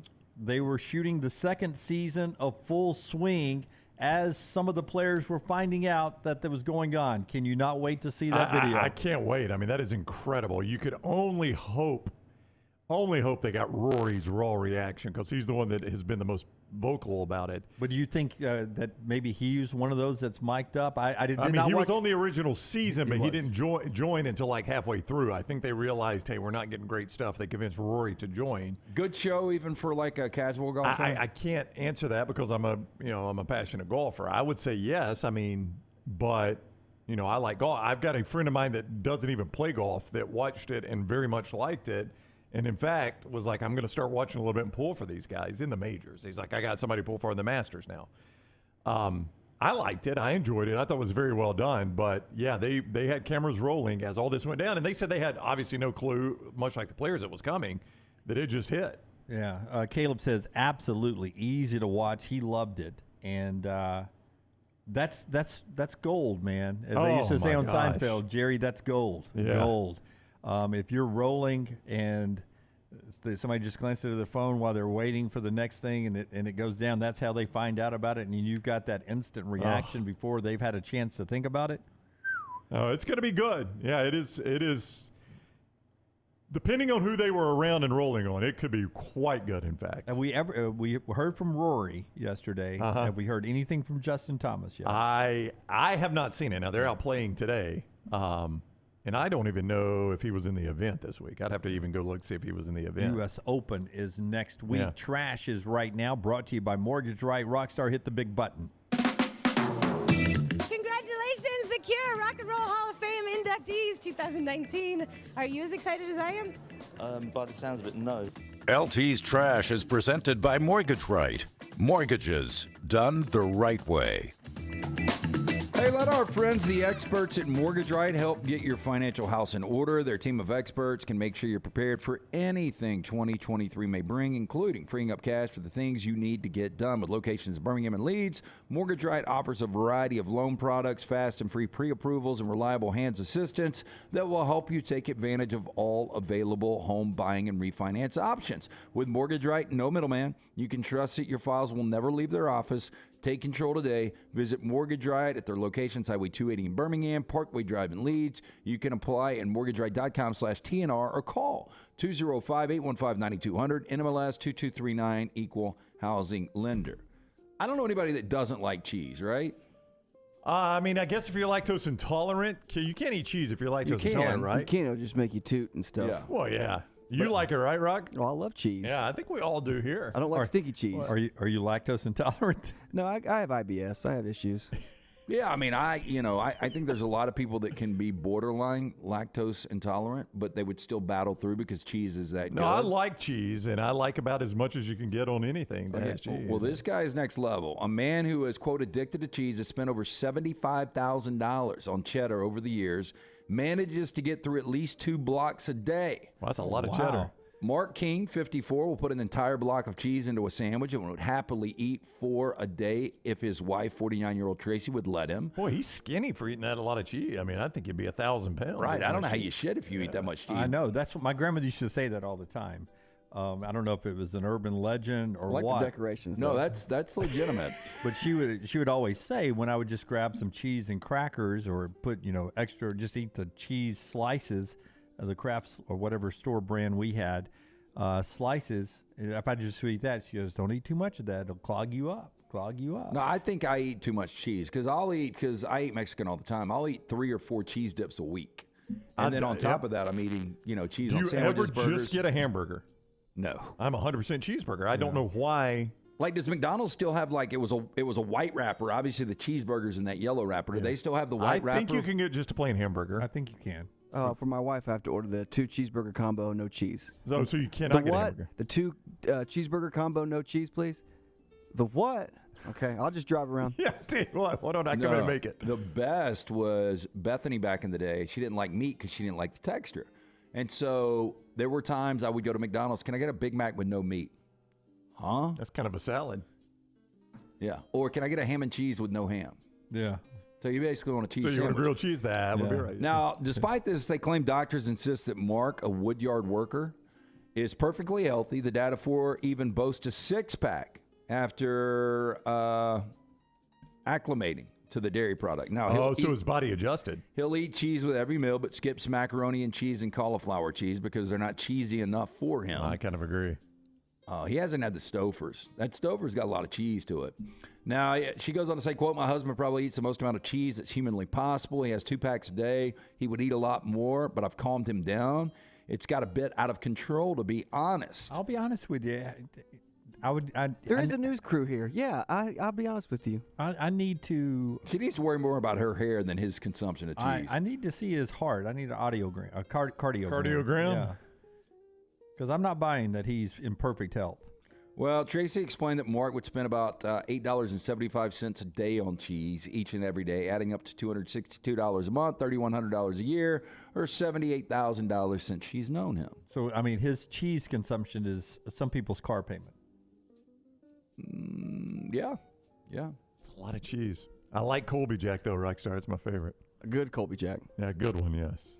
Okay, Guinness World Record for longest tongue on a living dog has a new title holder. I'm glad you finished the sentence because I was about to say Gene Simmons. That's quite a tongue. I mean, Ladybird's got quite a tongue, but that is a tongue. Yeah. Bless that dog. Sorry, he can't even close his mouth. Looks like a major airhead. Here's the thing, though. We had talked about internally doing a Guinness World Record, and when we talked to the curator, they charged $30,000. Do you think somebody really paid $30,000 where their dog could have the longest tongue? No. I think they pick and choose the ones they charge. Yeah. Now, Zoe the Labrador and German Shepherd mix, whose tongue measures a whopping 5 inches. Now, for reference, a standard U.S. soda can, 4.83 inches long. Which I would think there's tongues longer than a soda can. That's a big tongue. That's about the size of a soda can right here. This Body Armor Light. Stick your tongue out, Jim, next to So it. See. a little longer than that. Yeah, but Stick your dogs tongue always out, gonna see how have you a measure longer up. tongue. Mine's not going to make it to the D. What'd you see how you measure up? Well, also do the coxmen, how they talk to the people on the boat. Now, according to Guinness, some of Zoe's favorite pastimes include exploring the outdoors, playing fetch, riding in the car, swimming, and chasing squirrels. So pretty much every dog in the world. Okay? Yeah, pretty much. Well, with that tongue, we know he's not chasing other dogs. They're chasing him. Oh, my God. No way. Thank you, Lunsford. A man is facing 4 felony charges after police say he admitted to breaking in homes to steal hair clips. Hair ties. This is a Target 12 investigation. His ponytail is a different color than his regular hair dye. It makes me stand out. So he's stealing hair dye? No, he's stealing sex toys to give them as birthday gifts to other people. He's like the Peter Pan of the weird world. Yeah. Now, a quick question. Is there a chance that there's a group of voters in America boycotting that station right now by accident? Oh, Target 12. I ain't getting my news from him. No way. I mean, look, it would be difficult to use somebody else's toothbrush, somebody's sex toy. It was a gift. I have to use it. Thank you. Benjamin. Where'd you get this? Broadway Street. Damn it. Batteries are dead again. Nadrorski, 32 years old, was arraigned before a judge in district court on Tuesday morning on 2 counts, each of entering a building with felonious intent and attempted breaking and entering. According to police, officers were dispatched around 10:45 p.m. on June 2nd to a home on Power Street for report of a suspicious person. Dispatcher told police the person was trying to break through a window. When police arrived, a resident of the home said while he was getting ready for bed, he saw someone standing outside of his window on top of a chair trying to get in through the bathroom window. Now, in court, police reported the resident said he confronted the suspect, told him to leave the property.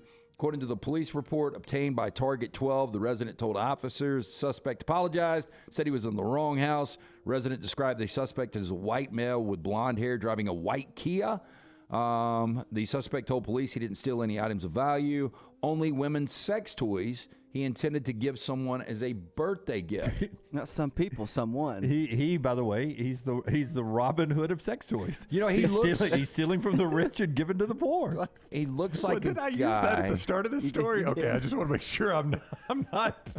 It's like that Kevin Costner movie with hallucinating. Robin Hood, where he does. Well, I was trying to get to my Robin Hood joke. Is he the Prince of Coxley? No, he actually he's Little John, so he needs those. Okay. But he looks like the dude that would work a kiosk that sells salt rocks in a mall. Yeah, something like that.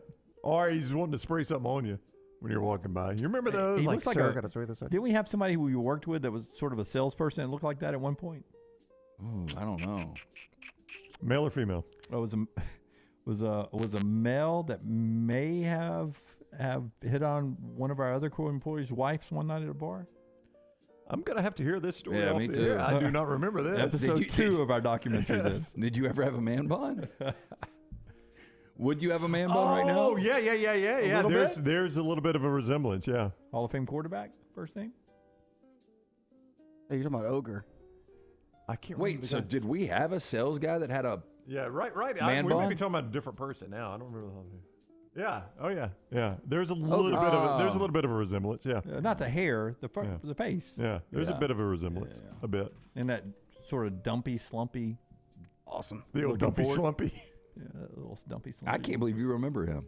Connecticut couple alleges the state put a camera on a bear with the intention of illegally filming their property and has filed an injunction to get the photographic evidence destroyed. That's quite a plot by them. Mark and Carol Brault says the State Department of Energy and Environmental Protection put a camera on a bear. The agency knew frequents the couple's 117-acre forested property in Heartland. The couple's lawsuit filed in U.S. District Court alleges a violation of their Fourth Amendment rights against unreasonable search for their property. DEEP, D-E-E-P, all caps, is responsible for monitoring bear activity in the state and has increasingly been called in to remove problem animals. Now, DEEP officials did not immediately respond to a request for comment on Friday. According to the attorney, quote, "We're not asking for money. We're not asking for attorney's fees. We're just asking for an injunction to make them stop."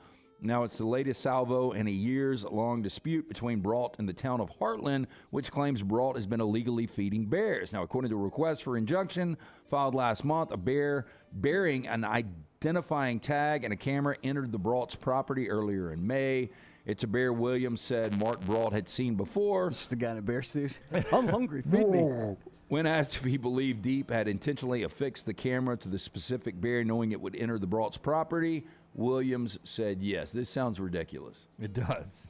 Like, if you want to feed a bear on your own property, you should be able to feed a bear on your own property. I kind of agree, yeah. But, that bear, if you stop feeding that bear, it's going to from your property to other people's property looking for food. That's a good point, Jim. Yeah, Jim makes a good counterpoint to your point. And other bears, he's going to say, hey, stop hunting.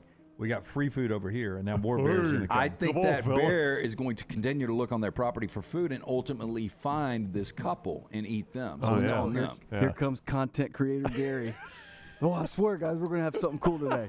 We got to film stuff. Cameras are rolling. Any of you guys remember the witch I met on the train going from Kansas City to St. Louis? I remember her. I think about her weekly. Little T asked me over the weekend what was her name, and I just don't remember. I remember the look. How could you ever forget it? I just called her Azriel. I just called her Wicked. Well, a nurse and a nature lover in Canada reportedly captured footage of what she said appeared to be, quote, two witches holding a carcass-eating ritual. Ooh. Oh, my gosh. Ooh. Good naked, bad naked, Brown. Oh, it's going to be bad naked that would right be horrible. there. Yeah. Good naked, sitting around playing cards or chess. Bad naked, eating a carcass. Eating a carcass in the wilderness. Yeah, that's going to be bad. Or opening a jar. If I was Will Smith and I Am Legend, I wouldn't want to run across them. I'd rather be the last man on earth. And I feel like they're the kind of witches, Rockstar, you'd look at, and they'd look up real quick, and then they're really fast, and they're right up in your face really quick. And of course, all their bones are broken, and they're going to haul away. Rockstar, do we even have their address? We may have address for two of them. Now, Corina Stanhope, 36 years old, of British Columbia, told the Kennedy News, quote, I don't know what the heck was up with that. It really freaked us out. It's not something you see every day. After coming across a deer carcass in a garden on her property, Stanhope said she set up the camera to survey any animals that might take interest in the dead deer. This seems a little weird to me. It goes on to say, me and my grandpa put up a trail camera to see if we could see animals, and we got a bobcat on camera, which was pretty cool. She added that her 76-year-old grandfather, Bob, was horrified when he checked the footage and saw what appeared to be scantily clad women chomping down on the carcass at night. I just don't believe this story. No, I don't believe it. It does look a bit set up, I would agree. The witch to the nearest side probably should pass on the meat and go for the salad. You're going to say sugar-free deer? You're more into Glenn Danzig on the right. I'm just saying.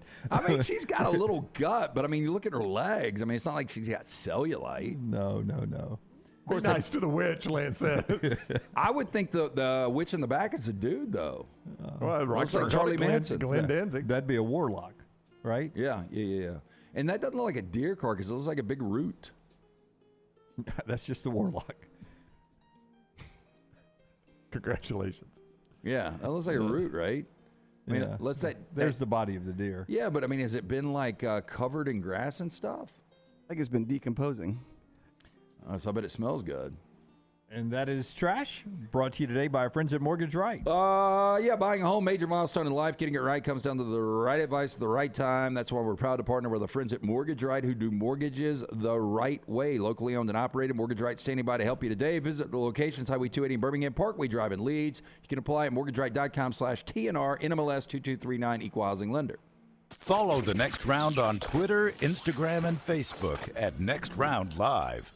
If you're looking for a fun golf atmosphere that is laid back with a peaceful environment, the Meadows Golf Course in Harpersville, right off of Highway 280, is perfect for you. Just a short drive from Birmingham, this 18-hole, 200-acre track with rolling fairways and ample greens is the definition of peacefulness of the country just miles from the city. Enjoy a great lunch before your round and a cocktail on the wraparound porch after 18. Come see us today. The Meadows Golf Course in Harpersville, right off of Highway 280. It's the spring sales event at Alfa Romeo of Birmingham. Now you can get $10,000 off, plus rates as low as 4.7% on new 2022 Alfa Romeo Stelvios and new 2022 Alfa Romeo Giulias. Come see the team at Alfa Romeo of Birmingham, exit 27 just off I-459 on Grants Mill Road, or visit them online at alfaromeo.usaofbirmingham.com. Hurry down before they're all gone. All incentives applied, in stock units only with approved credit. alfaromeo.usaofbirmingham.com. Hey, Ryan Brown here from The Next Round. Do you want to help pay for my kids' college and look great while you're doing it? You need to go to The Next Round store. Everything from hats to short sleeve and long sleeve t-shirts, sweatshirts, hoodies, zip-up hoodies, and much more. And we're adding new things all the time. Why would you not want to see my kids get a great college education and look great out in the public while you're doing it? Get the gear we wear all the time on the show, and there's only one place to get it. NextRound.store. That's NextRound.store. Stop by the New York Butcher Shop and pick up the finest in certified Angus prime beef steaks and burgers, premium pork chops, ribs, and all-natural chicken cut to order just for you. Their chef-prepared entrees and side dishes are the perfect dinner-to-go choice for your family and are ready to heat at home. With a great selection of fine wines and desserts, the New York Butcher Shop is your one-stop dinner shop. 2 locations to serve you, Cahaba Heights and on Highway 119 in Greystone. The New York Butcher Shop. Rare quality, well-done service. Hey, there's nothing worse than waking up to a plumbing problem. Don't get caught in a flooded house. Call the guys at Hemp Hill Services. Adam, Chad, and the team at Hemp Hill are the only ones I trust to fix it and fix it right the first time. Hemp Hill Services does it right and always at a fair price. For all of your plumbing, cooling, and heating needs, trust the name that Birmingham has trusted since 1954. That is Hemp Hill Services. Call now, 205-229-2090. That's 205-229-2090. Are you faced with unexpected medical expenses? You want to update your backyard? Or you just want that dream vacation? Ryan Brown here from The Next Round. Legacy Credit Union can help with lifestyle loans. Legacy lifestyle loans do not require collateral, and they have affordable low rates. See more about Legacy Lifestyle Loans online at legacycreditunion.com or simply stop by one of the 9 branches in the greater Birmingham area. Legacy, the official credit union of UAB.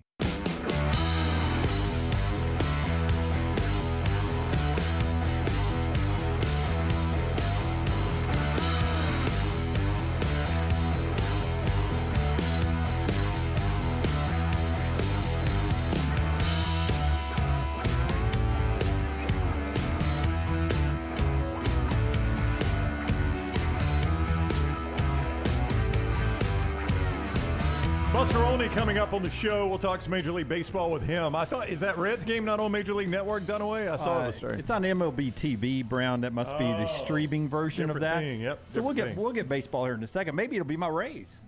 Could be. I don't know what's coming up. Oh, here it is. Yeah, Twins at Rays coming up at noon. Right. Yeah, we're going to get to watch Twins at Rays. I wanted to see this kid play for Cincinnati, though. By the way, we'll get highlights. We'll get live look-ins. Why, no. By the way, the Tampa Bay Rays won 5 in a row. They got the largest lead between first and second place of anybody in baseball right now. Back up to 6.5 for them. But, 6.5 is not that big a deal. That's a pretty good race even when it's at 6.5. So every division right now really, really tight. Would you do 2-for-1 stakes on this game? Here we go. 2-for-1 stakes on this game, and I get the Rays or I get the Twins? You get the Rays. You want the... Or I'll take the Rays if you give me 2-for-1. So 2-for-1, I win with the Rays. I get a one. Stake. Since I've won 2 this week, it seems like, or last 2. I've won the last 2. I will go 2-for-1, but I can't start giving them back because. Yeah. I mean, we got a second here. You tell us. I'm going to update people on some stakes that we have out there. Tell us about Gutter Cap, and I've got a few out here that I just want to run through here, and you just tell me whether I'm trending good or bad. Okay. 205-823-2212. That is the number you need to call. My good friend Chris Stewart will come out and give you an absolutely free estimate. The last thing you want to do is get the dangerous ladder out. You get on the roof. It's a dirty, dangerous job cleaning the gutters. You'll never have to do it again. It's back with a lifetime warranty. Again, cap it, don't snap it. Chris Stewart's been in business for over 20 years. Great guy. Free estimate. 205-823-2212. Tell him The Next Round sent you. For more information, guttercapbirmingham.com. Okay, I'm currently 9 stakes up, but some of these are out here. Give me Forrester, Lunsford, Rockstar. You guys all chime in. Everybody. Everybody won't chime in on everyone. Just give me instant reaction whenever you think you have one. Texas A&M playing in an SEC championship game in football. I got through 2027 to do that, through 2027. Yes or no? I'd go Lance. Yeah, I don't feel good about that one, but you got a long way to pay it off. James Franklin getting his team, Penn State, to the college football playoffs at some point in his career. Anybody? Well, college football playoff, you made that when it was a 14 playoff. It's about to be 12 team. That's an easy win for you. But he's got to keep the job at Penn State Yeah, first. that's an easy win for you. You'll get that one. Alabama basketball, how close was I to this one last year? Making the Final Four before Kentucky football gets to the SEC championship. I feel like I'm going to have forever now for Alabama basketball because I don't think Kentucky will ever get in an SEC championship game. Yeah, boy, the no divisions helped you a ton in that so one. you're up 2-1. Yep. So far, it's 1-1-1 because that'll never happen for either one. Jimbo Fisher at any school wins another national championship before Earthlings land a man or a woman on Mars. Yeah, nope. Now it's 1-1 and 2 because that'll never happen either. Scott gave that one a hard nope. Yeah, but you know, there was a kid the other day in That's trash true. that wants to get to Mars. Who was that? Yeah. He was the kid that graduated at 12 Oh yeah, years the little old. He was little building his own Asian plane, fella. wasn't he? Yeah. And I remember we discussed this, that they don't have to make it back from Mars. They just have to land on Mars. I remember Yeah, that but part. in this lifetime, it'll never happen. Yeah, I agree. Oh, Lunsford, not with that attitude. I'm just telling you the Man, truth. who in the hell wants to go to Mars? It may happen in my lifetime. So Wow, close. I was a shot at this room. Wow. Did y'all catch that one? Lane Kiffin winning 9 or more games twice at Ole Miss. He's done it once already. They were they 7-1 last year, or they 8-1 at one point, and then they lost 4 in a row when he started wanting to take other jobs. I don't feel good about 9 wins this year. Some of the more recent ones. This was when Hugh was the coach at Liberty when we made this one. I'm going to win this one. Hugh Freeze wins a game as an SEC head coach before Malik Willis, as a quarterback, gets a starting snap in the playoffs. Yeah. He's got you on that He one. plays for the Titans. Well, yeah, but it's got to be in the playoffs, too. And he's got to start. I mean, unless Freeze goes 0 for 8 in the conference this Yeah, year. you got to win an SEC game. Yeah, And they do play Vanderbilt. Brian Kelly doesn't win a national championship in his first 5 seasons at LSU. One's down. How do you feel about that one? I feel good about that. I like Lance there. Yeah, I think it'll happen this year. UCLA has 10 years to make the expanded college football playoffs. Don't see that happening. In 10 years? In 10 starting years? next year? Oh, UCLA could stumble into a playoff in 10 years. No, they could. I just don't think it'll happen. Yeah, I did. I'd like you. You've got UCLA in that one? I've got UCLA. Yeah, I like you in that Well, one. give me the last time they finished in the top 15. Well, give me the last time they were a Big Ten team. Well, I mean, it's going to be more difficult in the Big Ten. Well, you say that, but the Big Ten also has the street cred of getting more teams in the playoffs than the Pac-12 does. No, I give you that, but the Big Ten is going to be a much more difficult schedule. Will Rogers doesn't break the all-time passing record in 2023.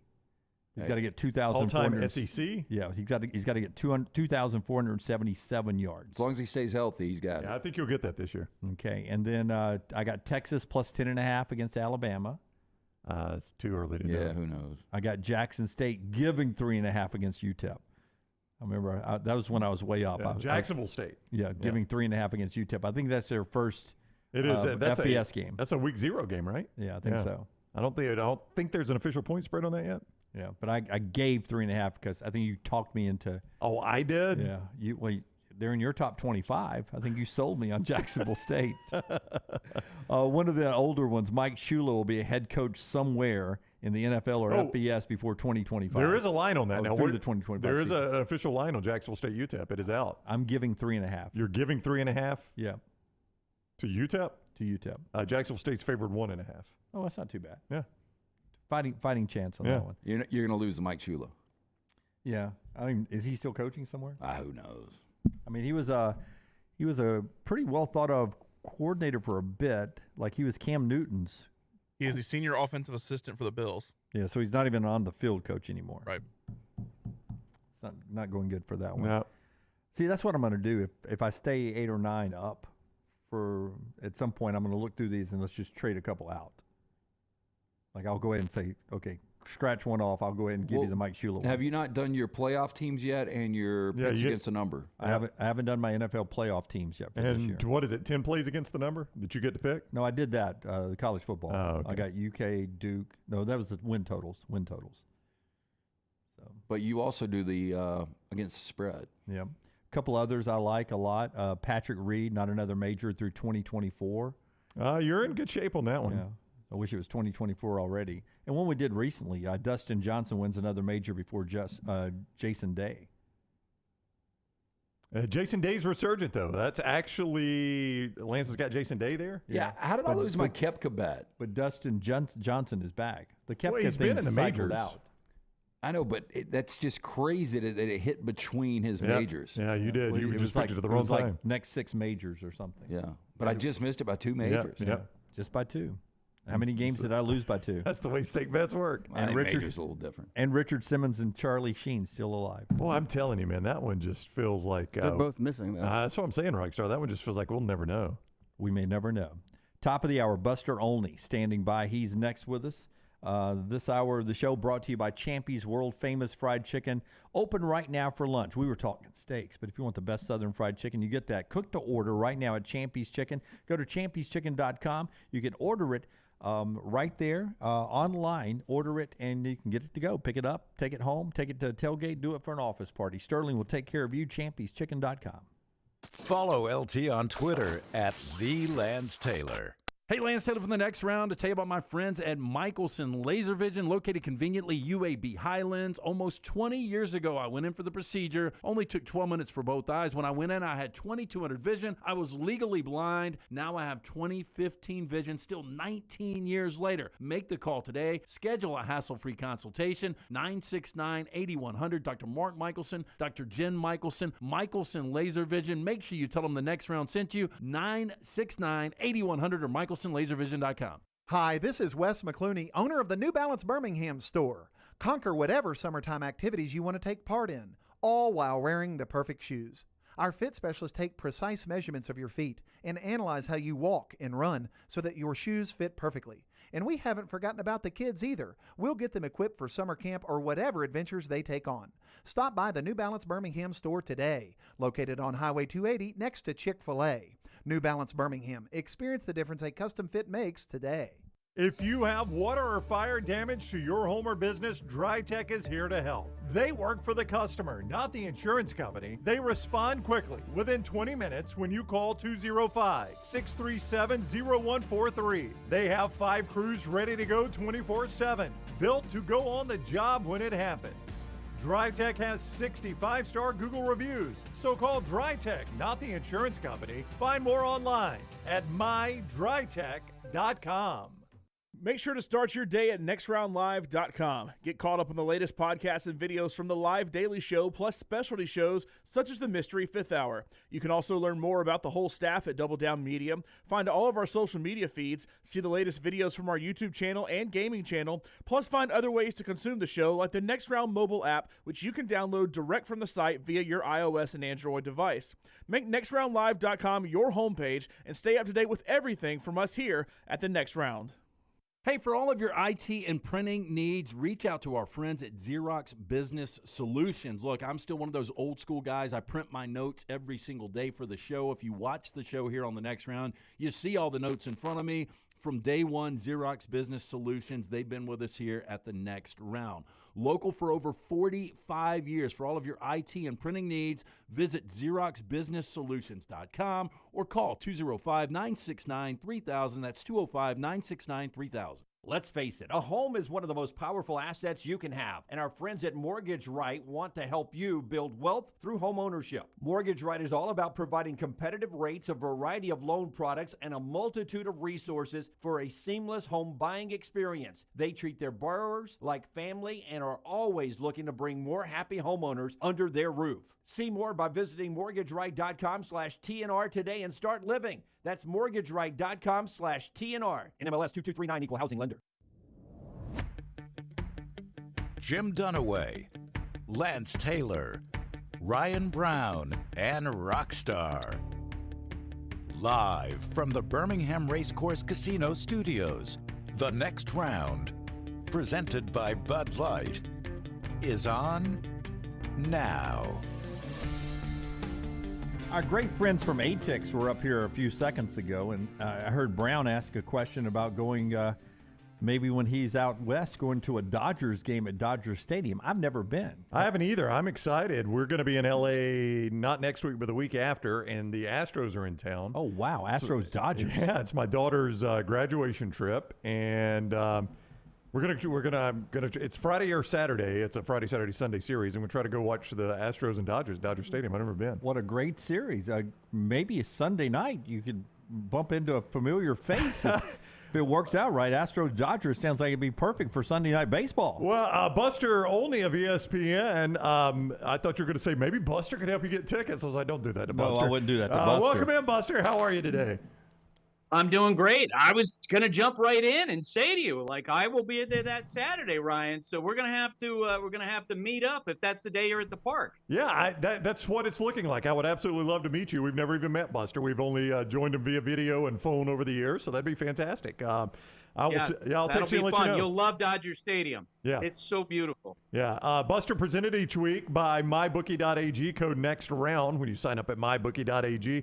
And don't forget that sign-on bonus up to $1,000 there at mybookie.ag, code next round, mybookie.ag, code next round. More excitement about the Cincinnati Reds than I've seen in quite a long time right now, Buster, after last night. Oh, wow.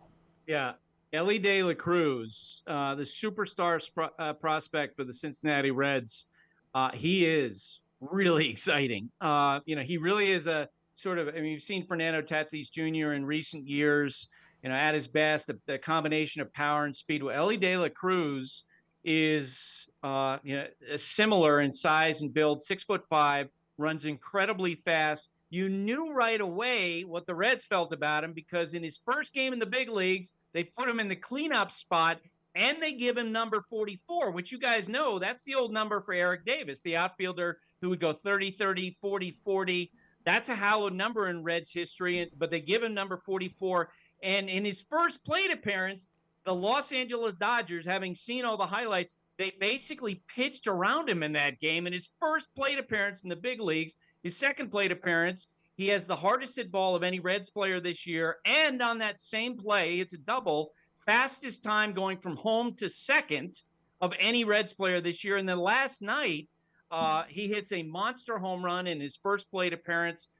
And Barry Larkin, who's seen a couple games in Cincinnati, says that's the furthest ball he's ever seen hit in that ballpark. Wow. It goes up into the right field grandstands in the last two rows. It almost goes into the Ohio River. Wow. So you can understand why Reds fans are so excited about this guy. Incredibly talented, fast, power, throws hard. It's a lot of fun. Watching him, just seeing him out there, we've seen some big rangy shortstops before. Cal Ripken, you've had guys like A-Rod, but obviously not the speed of this kid. And if you had to project, his career, what he reminds you of player-wise, and I know a lot of people don't like to do the comparisons, but he just seems like his own guy. Yeah, it's funny you say that. Every time I see Brian Snicker now, the first thing he does is, okay, who are you going to ask me to compare? See, he hates those. But I actually asked that of Nick Kroll in spring training, the general manager of the Cincinnati Reds, like, what's the comp for this guy? And coincidentally, we landed on Eric Davis, except this guy can play the infield. I think it remains to be seen, is this someone who's always going to be a shortstop? Is he going to wind up moving to third base? Because he is really big for a shortstop. My guess is he winds up playing third base, given the strength of his arm. That would seem to be a spot that you'd wind up with. But, what separates him in recent years, we've seen O'Neill Cruz of the Pittsburgh Pirates, Tatis Jr., as I mentioned before. What separates this guy is that he has shown signs of having great patience at the plate. And that's what the message to the Reds from the Reds organization was to him early this year. Like, look, you have to be more selective. So that first plate appearance, when you know that his heart rate is going 180 miles an hour against the Dodgers, for him to take a walk when the Dodgers clearly were not going to give him anything to hit, that was impressive to me. Because most guys, as rookies are up there hacking.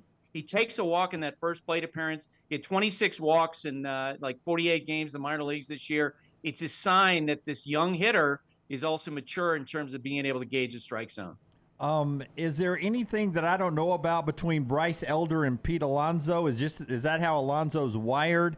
And do you take Charlie Morton at his word last night that was an accident throwing and hitting Alonso on the wrist? 100%. First off, on Charlie Morton, I don't think there's any chance he threw at him on purpose. First off, Charlie's one of the nicest people in baseball. When these beanball situations come up, you immediately look at, okay, who's the next day starting pitcher? And sometimes, when Pedro Martinez was pitching, when Roger Clemens was pitching, you go, someone's going down the next day.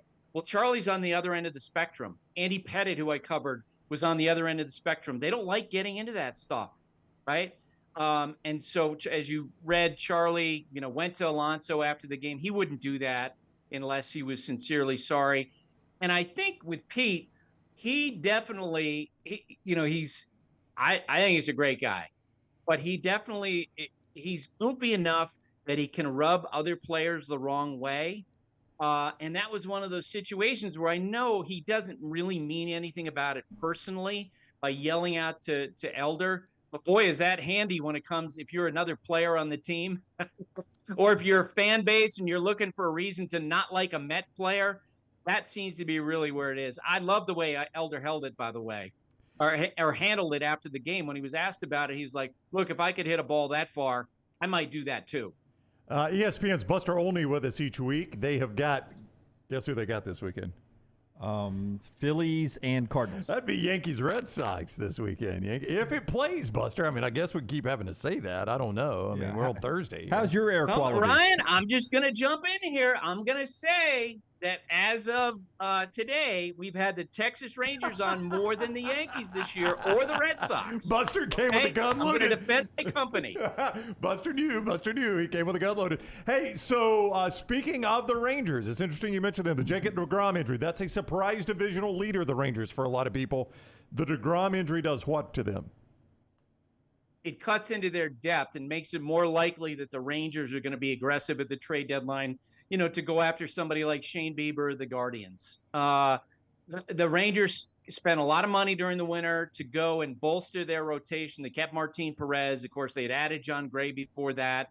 And deGrom was supposed to be the leader of that staff. And he, as you guys know, he's barely pitched this year, and now he's out for the year, likely to have Tommy John surgery. I think they'll be fine because they're such a good offensive team. They build a lot of room for error for their starting pitching. And Chris Young, their general manager, there's some front offices that would be highly, they look at this situation very analytically. They'd assess the precise chances before they were to spend on a trade. Chris Young knows you have a team that has a chance to win for the first time in more than a decade. You got a Hall of Fame manager in Bruce Bochy, who's 68 years old. Everybody on that team wants to win now. So I expect that they will pay sticker price to go get a guy like Bieber and to try to hold off the Houston Astros in terms of catching them. The Astros have the best record in the American League, and over the last month, they have barely dented the Rangers' lead in the American League West. Wow. Buster is presented, by the way, by MyBookie.ag, code next round. MyBookie.ag, code next round. While we're on injured pitchers, I was reading over the weekend Washington Post speculation that Steven Strasburg may never pitch again, Buster, which is remarkable. I gave these guys the stat that I read in that article. Since winning the World Series MVP, he's pitched 31 1/3 innings and maybe finished for his career. And you do wonder, with the injury to deGrom, the injury to Strasburg, Carlos Rodon's problem with the Yankees after signing for $162 million, if it's going to feed into what I think is a trend in baseball, that teams are beginning to look at starting pitchers the way NFL teams look at running backs. Wow. Like, you know what? You need a good running back, but you can go find other starting pitchers. And the worst thing to do is invest too heavily in that guy. The among front offices these days, the feeling is that the biggest predictor of future injury are past injuries. Well, Jacob deGrom, as you guys know, the last 3 or 4 years, he's barely pitched. Like, he's had all these injuries. So for the Rangers to give him that kind of money in 2020 hindsight, it seems a little crazy. The Washington Nationals, yes, they won the World Series. Strasburg, they don't do that without Strasburg, but he had a long history of injuries going into that deal. That seems like a bad decision. The Yankees' decision at Carlos Rodon, he had all kinds of injuries. So I do wonder, as we go forward, you'll see more and more teams do like the Cubs did with Marcus Stroman, give him a good 3-year contract as opposed to signing one of these guys to, 120 to $200 million deal. Rookie Bobby Miller has been as advertised for the Dodgers. Oh, wow. And you look at Freddie Freeman's been hot. JD Martinez is playing well. Mookie Betts has been hot. But the Dodgers have lost a season-high 4 straight games. I mean, where are we right now on the Dodgers? They clearly, they do need their rotation to stabilize, right? They need Arias. They need, hopefully by the end of the year, Walker Buehler comes back. But I think that they're going to be okay in terms of making the playoffs. The Diamondbacks are for real. Like, Corbin Carroll is a star. And I'd say this too, like Bobby Miller the other day on Sunday Night Baseball, that was eye-opening. And this is someone you guys saw his first start in the big leagues in Atlanta. His first pitch was 100 miles an hour, average fastball velocity 99.1. and he was blowing away Yankee hitters in that game to the degree that, after the Yankees won, after Miller came out of the game, I was getting ready for the post-game interview with Giancarlo Stanton for SportsCenter, and I just looked at him and said, hey, how about Bobby Miller? And he was like, wow. Like, where do the Dodgers always seem to come up with these guys who are a high impact? Right now, you look at what Bobby Miller, how big he is, 6'5", how competitive, all the emotion, the 3-pitch mix that he has right now. He's going to be one of the top 10 pitchers in baseball before long. I'm the oldest guy up here, so I was about to say I get up every morning and I check the box scores in the paper, but I do check and see if Luis Ariz has gotten more hits, and I started this back on Sunday, and he has not disappointed Sunday, Monday, Tuesday, and we're sitting here now. He's fun to watch. Does he? I keep it's instantly. I'll go Snitker with you here. You want me to compare him to Tony Gwynn, right? Does he look like Tony Gwynn? See, you're putting it right up my alley because I covered Tony Gwynn in 1992, 93, 94. And in 1994, the strike happens. Tony was hitting 394. I will go to my grave convinced that he would have hit 400 that year. In the last road trip before the strike, Tony went 13 for 25, hit 520. And he was feeling good. He had a knee where he had a lot of issues. That was feeling good down the stretch. And he promised me that if he had a chance for 400, he was going to use only his favorite bat, which he named 7 Grains of Pain. He only used it against breaking ball pitchers, but down the stretch, he was going to break out that weapon against all pitchers to take a shot at it. And you guys know, and I know, down that stretch when idiots like me would have descended upon him to talk about every day, hey, do you think he hit 400? Hey, that over 3 yesterday, does that take out your chances? Tony would have loved that. That is the great unknown about Luis Ariz. He played in Minnesota. He's kind of a quiet guy. So if we get to August and he's hitting 400, how will he handle the daily review of every failure he has in trying to hit 400? Tony would have responded so well to that. Luis Ariz, I can't tell you whether or not he would. But, man, he is like Tony in terms of how he puts the ball in play. Okay, Buster, I'm a Dodgers fan. We were talking about Dodger Stadium when you came on, and I've been there for quite a few games. I wasn't as blown away as everyone else by Dodger Stadium. I love the history. Another place, I thought Fenway Park is a complete dump. I love Wrigley Field. Really? Yeah. I just wanted to ask you, what is your favorite baseball park as a spectator? Okay, and that's a great way to put it. As a spectator, because I went to Fenway Park as a kid, having grown up in Vermont, and I must say that in terms of watching a baseball game, it's not a comfortable watch. Like, the seats aren't that great, the angles, because it was built more than 100 years ago. I have felt Wrigley Field is overrated when I've been there. Wow. So I appreciate your guts coming out and saying that. Look, I will always have a special place in my heart for Camden Yards because I covered the Orioles in 95 and 96 when it was filled every game. It's such a beautiful park, but right now, I think hands down the best ballpark in baseball is in San Francisco. Oracle Park, with the view of the water, the air, it's an amazing place to watch a ball game. Pittsburgh's also really good, and I actually think Seattle, their T-Mobile Park is a really great place to watch a game as well. Go follow Buster on Twitter at Buster_ESPN. If you dig back about a week or so, he shares a TikTok video from the family farm where, and we love this in this part of the country, a Dukes of Hazzard police chase actually occurred. Right? Is that what I understand, Buster, on the family farm? That is 100% true. I get this text message from my sisters and myself, get text messages from my brother. He was at his farm in Randolph Center, Vermont. He hears the cops coming down. He assumes it might be a police chase because they've had 1 or 2 of those. He parks his John Deere right in the middle of the road, to block the car coming down the road. The guy, this is where the Dukes of Hazzard come in, and he would put it on TikTok. He put Dukes of Hazzard music embedded it. The guy drives around the barn at Sam, my brother, who's yelling at him, shut it down, shut it down. Meanwhile, one of the cop cars goes into the cornfield, can't make the turn around the barn. All true. I mean, if you play Vermont or Alabama in that scenario, I go Alabama every single time. Yeah. I can't believe that happened in Vermont. It is. Yeah. I was going to say Vermont is a lot like rural Vermont, where I grew up, is a lot like Alabama, Tennessee, a lot of the South. Okay. Well, great place then. So you can go see that on Buster's. I mean, he does a lot of baseball stuff there too, but you go see a real live Dukes of Hazzard chase on the family farm. All right, Yankees Red Sox this Sunday, 6 o'clock ESPN with Buster and the entire crew there. Thank you so much for the time as always, Buster. Have a great week. All right, guys. Always fun to talk with you. You too. Take care. ESPN's Buster Olney with us each week, courtesy of MyBookie.ag. Code next round when you sign up at MyBookie.ag.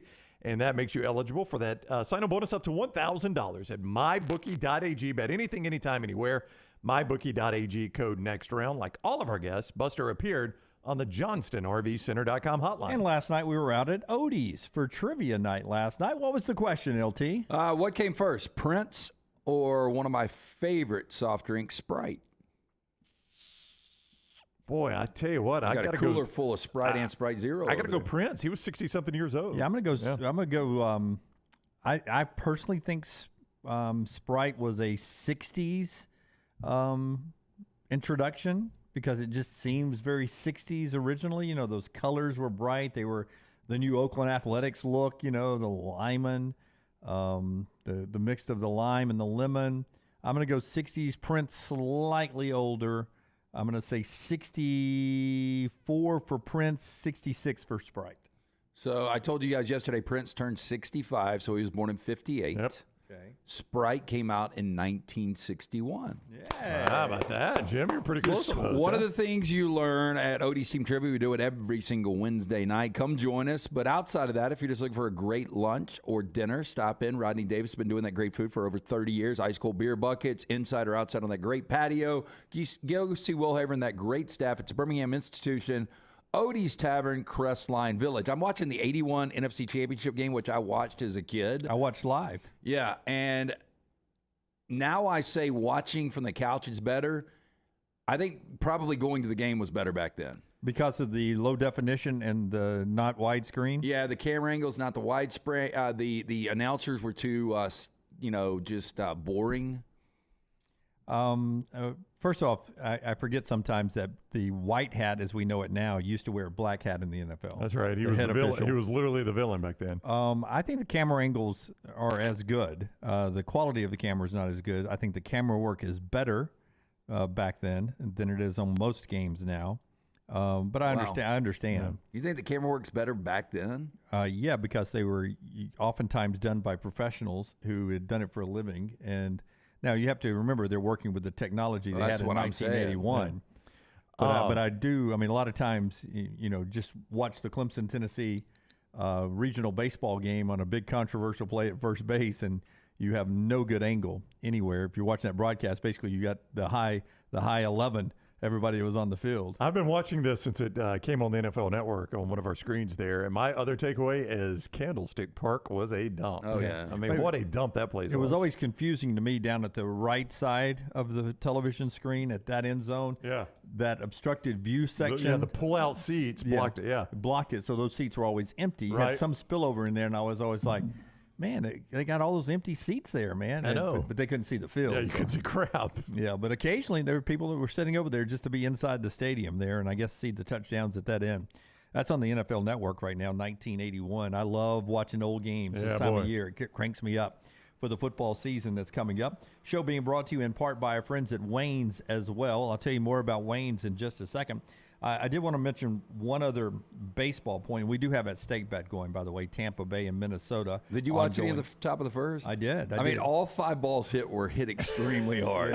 And now they didn't get a run was crazy. One of them hit the pitcher, the umpire, and then the shortstop missed catching it, but the ball was spinning perfectly around second base for the second baseman to step on second to be out. Base runner stopped because he thought the ball was caught. Right, had to. Yeah. But if he would have kept going, it would have been first. He had to freeze on the line drive because first the pitcher didn't catch it, but then it hit the umpire and blooped up in the air, so he had to stop, or it had been easy doubled up, and then the shortstop barely didn't make the ice cream scoop, and the second baseman gets the easy out.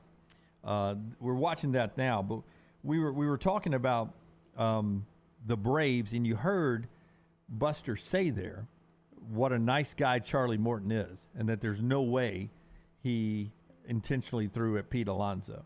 But he did say that Pete Alonso is the kind of guy that rubs people the wrong way.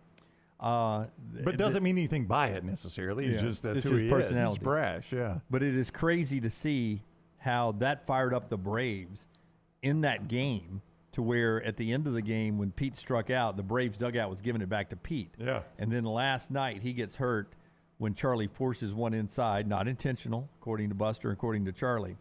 But then Alonso's out of this series. So they got a day game today, getaway game for them today as well. So it's interesting when you've got a little catalyst to motivate the rivalry a little bit. And Pete Alonso can be that, sort of juiced up the Braves. I know it juiced up the Braves fans. You really don't need much in Braves-Mets. It's always been a pretty heated rivalry, or at least since the Braves got it, back going back in the Bobby Cox days. And they were in the same division. It used to be in the West, obviously, the Braves did.